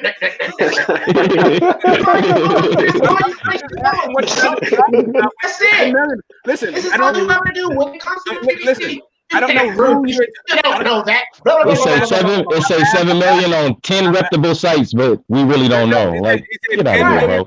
Get out of here. He just said $10 million. Who offered who again, $10 million? Again, Smoke. I don't want to hear your fucking argument right now. I'm asking a question. I didn't make an argument. Okay, well, yeah, you were about to ask your fucking question. We don't want to hear your point on this subject, is what he's trying to say. Yeah, you were about to say the 10 million was nothing. We know. No, I'm not. I just want to know what you guys are talking about. Guys, who offered $10 million? Please, let's see where he's going. Go ahead, Smoke. we know where he's going to go. Let's see where he's going. Let him talk, dog. Let him talk. Go ahead, Smoke. Go ahead. Who offered $10 million for what? Okay, Hearn. They opened the checkbook up and offered him more. And offered Charlo $10 million for Andrade? They opened the checkbook up and offered Charlo more. That's what the state that's what Eddie Hearn said. Eddie said that he was willing to go up. Yeah. He's willing to offer more. All right, cool. But it wasn't specifically $10 million, or it was $10 million. See, look, hey, bro, you gotta break it down to him like 11 times for him to get it. Hold on, gun. That's why the fuck I cut your ass off, because I knew you was going to go there. And this is exactly where you're trying to go, Smoke. And I'm not really for that shit right now, bro. I'm not all about your goddamn circles right now, dog. What circles? You said $7 to $10 million. I'm gonna play the leader right here. I ain't answering that fucking question. How about that? Okay. That's what I'm gonna do. Fuck that question. I ain't answering. We already know what Smoke was gonna do. Smoke. He did say Smoke he was willing 10 to million. go He was up like, to "Yeah, 10. I got him." That's it. Sorry, why'd you say I'm biased? I didn't hear it. That was people talking. He said he said he was willing to go up to 10 million. That's what he did say. Thank you. Okay. So I just asked D like if we told Bob that he has to crank up the purse for Danny, then shouldn't Eddie have to crank up the purse for Andrade? I mean, yeah, for Andrade for Jamal. But then D reminded me that Eddie said, "Hey, I'll even go up more." But as we saw, Jamal just said, "Nah, I'm good." So Bob never even made that offer. He ain't make no offer to give no more, because I'm going to play devil's advocate here for Bob Aaron. He didn't make the offer, but it wasn't no room for it. Crawford ain't no fucking draw like that. So let me play devil's advocate for Bob Aaron. How are they going to get their money back? Wait, are you putting on your suit and tie for Bob? Hold on, we gotta record this one. This is the first time I ever heard D. Jefferson defend Bob Aaron ever, bro. Wow. That's a fact, bro, because I'll be flaming the fuck out of Bob ass. But I am going to come to defense for him now because, bro, like, it's business is involved too. And the money they offered Danny was a lot of fucking money, more money than he made. But it wasn't much. See, the zone got this fucking huge-ass checkbook. Bob didn't have the room to make all the maneuver too much. He didn't have it. Eddie had it. And I mean, that's just the facts on it, bro. Yeah, I mean, I can't argue with that. Smoke, can you argue with that, Smoke?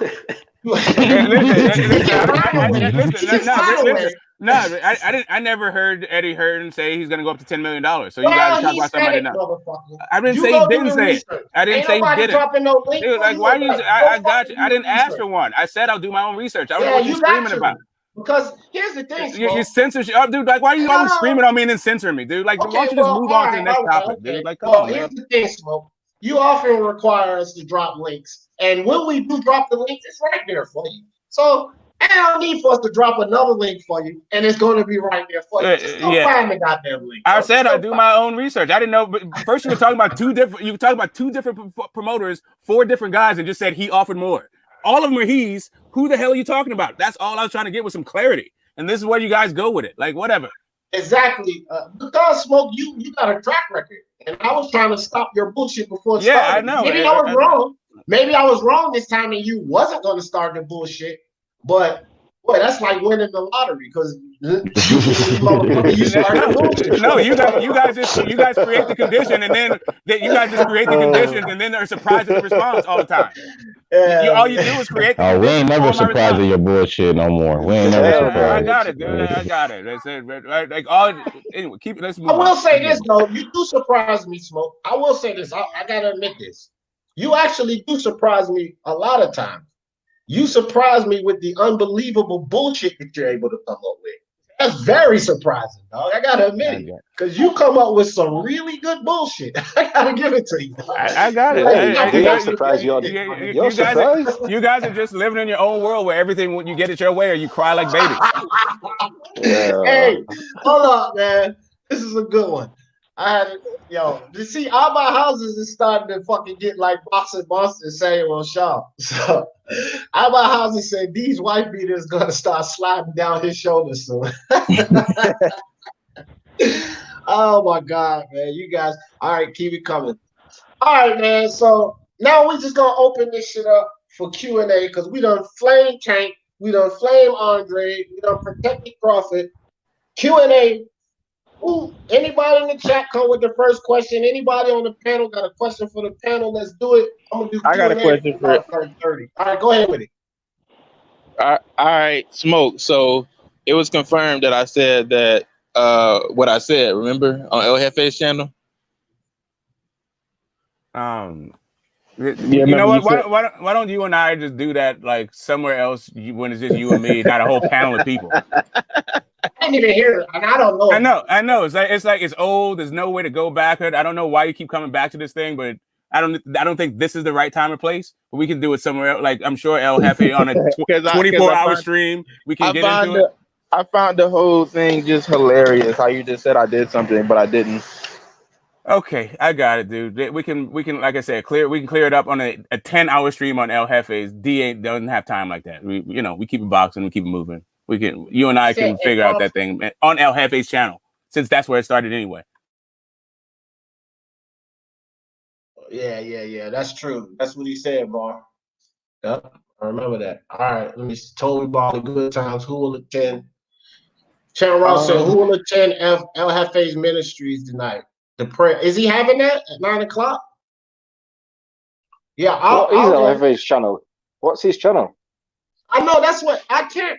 Look, the only thing I knew was El Jefe, and then it got shut down. So if somebody has the name or title of his new channel, put it in the link because I haven't thought about it. Yeah, please. It's still El Jefe. What do you guys think about these rumors? Will you just put it in the chat, please, Smoke? Yeah, I got you.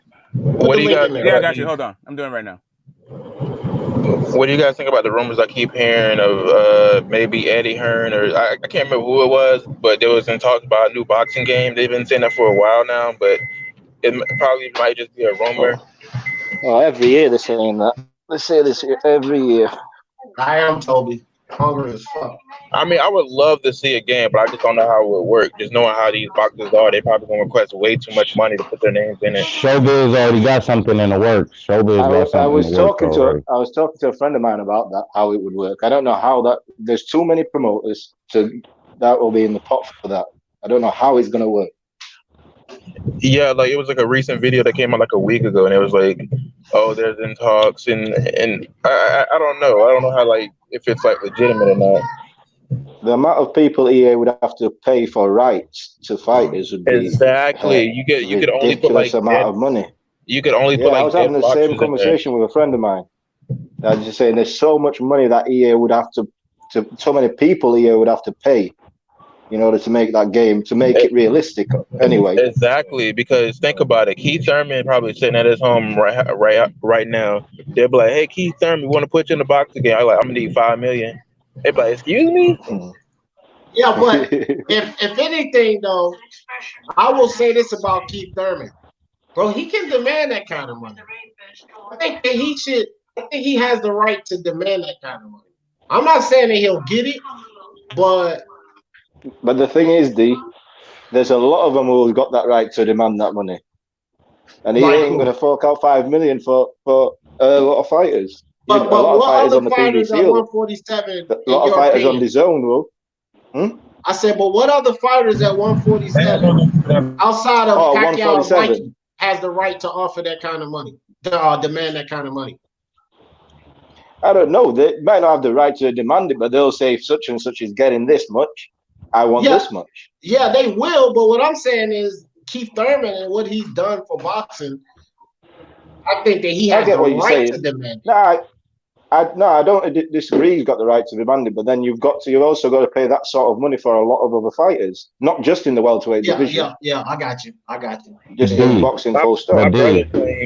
My brother claimed there should be like a contract related to what they do in Madden, because give them like a set price of probably just like a couple $1,000s, and the game more than likely is going to take off and expose these fighters. Showbiz already got a game coming out. He already sat down with PlayStation, bro. Him and another white boy, they already got a deal done. So it's coming already. Hard Knock Lights. Hard Knock Lights or something like that. Yeah. He already sat down with PlayStation, bro, for the 5 for it. So but fuck that, bro. Look, need to bring back fight. I want to see Hard Knock Lights. I already talked to Showbiz about that, and I'm gonna do some things with him on that. But I want Fight Night to come back. Let me tell you something. That used to be my fucking game, bro. We used to gamble $20 a fight. $20 a fight we used to gamble, and $5 per round. That's how we used to gamble. Bro, y'all want to set up a fight night tournament, bro? Bro, I'm with it. Bring y'all bread. I'm with it. Bring y'all bread. We can do that. Hey, I'm going to tell y'all something. That's a good idea, and this is what we can do. If y'all really want to do that, we can set up a fight night tournament. Definitely. And what I will do is I will air it. So while we playing each other, you know what I mean? Well, I think y'all can screen share it, and then I'll air it at that time. If I'm fighting, then I'll just do it through my PlayStation. I got the PS4, so you can do that, bro. Can you get Fight Night for PS4? You got to order it off the PlayStation Store. Yeah, can you get it? I didn't think you could get it. No, they made it so that it plays on the 4. Because I've got the 4. I didn't know that you could get it. Yeah, I think it's like Fight Night 3 or some shit. It plays on the 4 now. They remastered it. All right, I'm gonna have to look for that. Yeah, is it on the store? You can also get it. Go to the store, bro. Go to the store. It's in there. I'm gonna look at it tonight. Oh yeah, fuck that. Y'all got GameStop over in the UK? But definitely. Because go to GameStop, you might get it cheaper and shit. I'll have a look. Right now, nothing's open over here. But yeah, we can start to GameStop the other day. We can start like a tournament. Wooly Boy said, okay, we got something here, guys. Wooly Boy says, sign me the fuck up for that. So we got something, bro. We gonna do that shit. Yeah, we can have like a money purse at the end of the line, and like Champ Boss can govern it. I don't know, maybe. That'd be good. How about Houser said, why when Boxing Monster drops a link that half the chat leaves? Because I've been on for 3 hours. Somebody else in our community probably just went live. And so we kind of try to support each other. So when he drops the link like that sometimes, I think we was at like 52 people or something. So when he drops the link like that, sometimes shit, we've been yickety yakking for 3 hours now. So, let's go show somebody else, It's all good. I don't have no problem with it.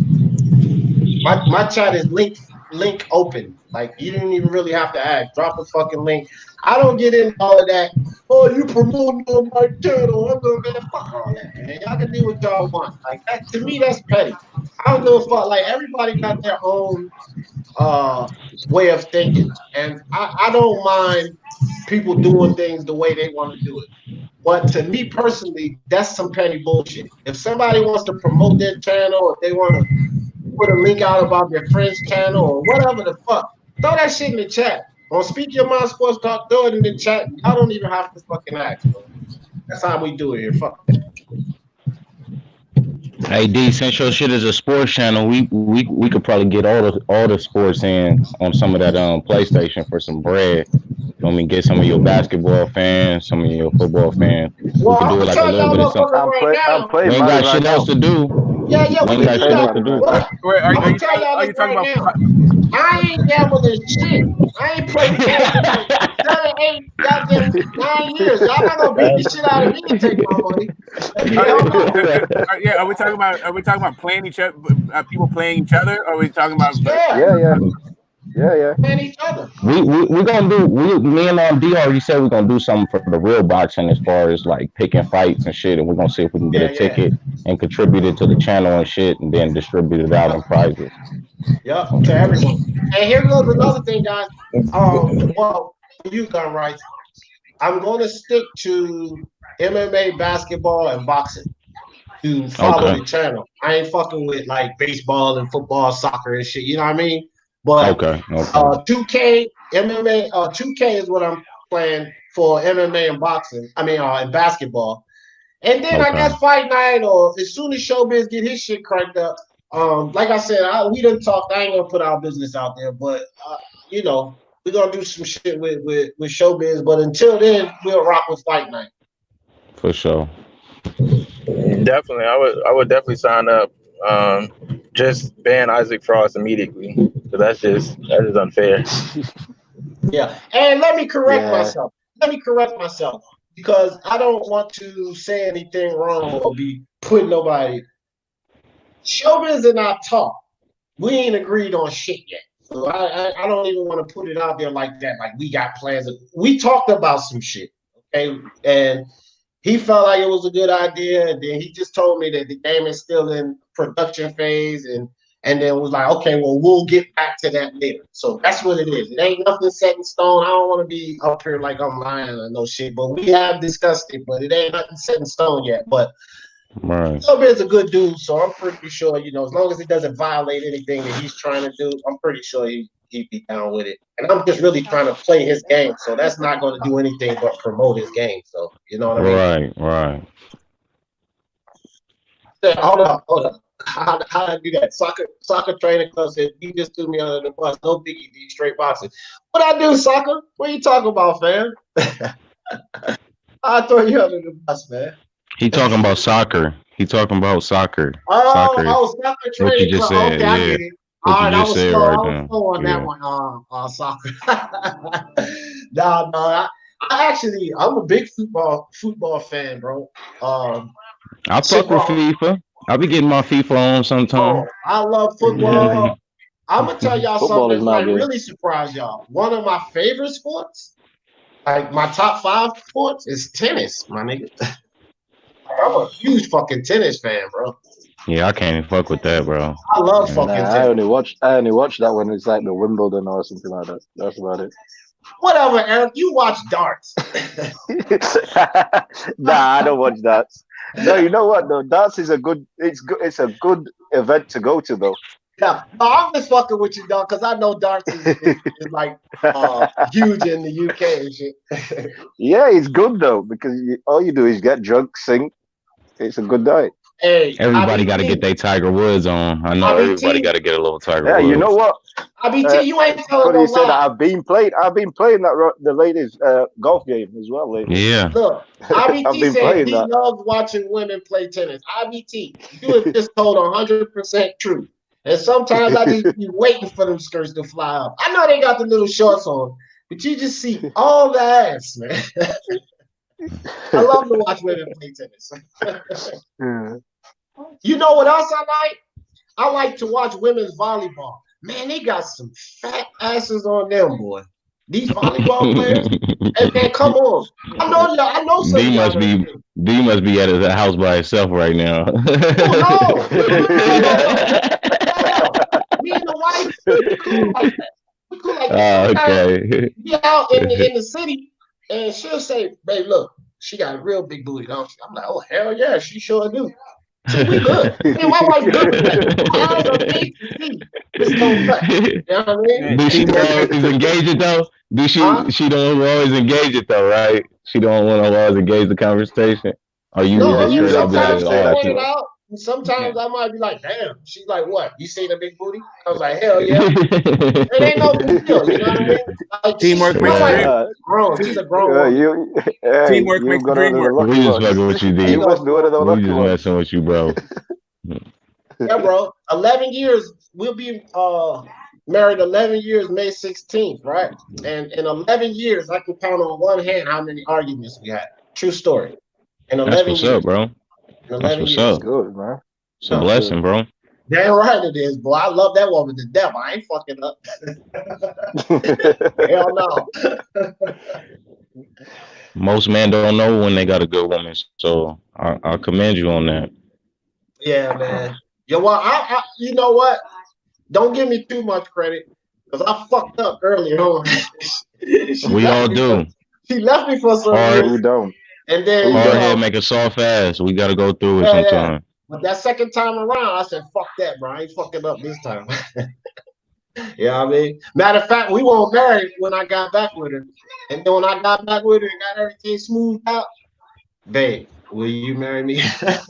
Lock that shit down quick fast. Because I know I wasn't going to find another one like her, dog. You know? But anyway, bro, fire fucking live. Smoke. Get this smoke, boy. You always bring some goddamn excitement to the live. I gotta give you that. Can't nobody deny that. Get this smoke. Don't bring excitement to the damn live, because he does. So, fellas, Eric, give me some closing thoughts. You're ready to take this shit on down. Yeah, it's a good live again, D. Thanks for having me on as usual. Hey, D, I'm waiting for that wrench, you know. Get the fuck out of here. You don't have a wrench? Hell no. All right, well, put a comment in the chat. Put a comment in the chat. I'll put it up right now. I will do. All right. Anyway, yeah, well, that's what's up with the fight night as well. I'm down for that. I'm about to go check it out. Sweet. That's what's up, bro. All right. See you later. Go right. Give me some closing thoughts, my nigga. You know what it is, man. We everybody stay safe out there. Let's get these fights moving. Hopefully in the summertime. You feel me? If not the beginning of the summer. But other than that, I'll catch you on the next one. All right, dog. Appreciate Get y'all money together too. Get y'all money together too. Because we're gonna get that tournament going. I'm better because that's a gambling motherfucker right there, boy. He got you ready. Get this smoke. The motherfucking excitement. Yeah. No, man. You know, it's always fun. I want to say shout out to A-Obs for saying for seconding my emotion. That's all it is. And yeah, like you know, I can't wait for boxing to get back so we can start getting some damn fights. But yeah, it's good to see you. I don't know if you were ever gonna come live. I don't know what the hell been happening to you. Where the fuck you been? But yeah. Man, you know, I'll tell you, Smoke, just before we get off. About a year and a half ago, I had caught a sepsis infection, but it got to like the worst stage, and I almost passed and shit. So it caused me some difficulties internally that I'm dealing with now. So sometimes when you guys see me disappear like that, like I'm real fucked up. You know what I mean? Because I'm still recovering from some things. That messed up some stuff inside. So sometimes I'm just real fucked up, bro. I can't even barely get out of bed. You know what I mean? But outside of that, man, I'm trying to get back on the grind as much as possible. It's just I just got this new computer that I'm on now, and then the Adobe Premiere Pro, and that shit's a handful. Right now, I'm doing tutorials and shit like that. You know what I mean? So I take a lot of time doing that. But don't worry about it. It's going to get back to the old where I'm like 3-4 videos and a live every day. You know what I mean? That's sometimes up, I right. need to be like 3 videos and 2 lives and shit. So that's what's up. Like as you mentioned it, I didn't hear any bad connections from you this whole live. I didn't, usually that's I just throw the bitch baked in the cake. Yeah, usually it's baked in the cake. But yeah, you didn't have to bounce it in and out. But anyway, yeah, we go at it. It gets intense, but it's always all good. It's always boxing.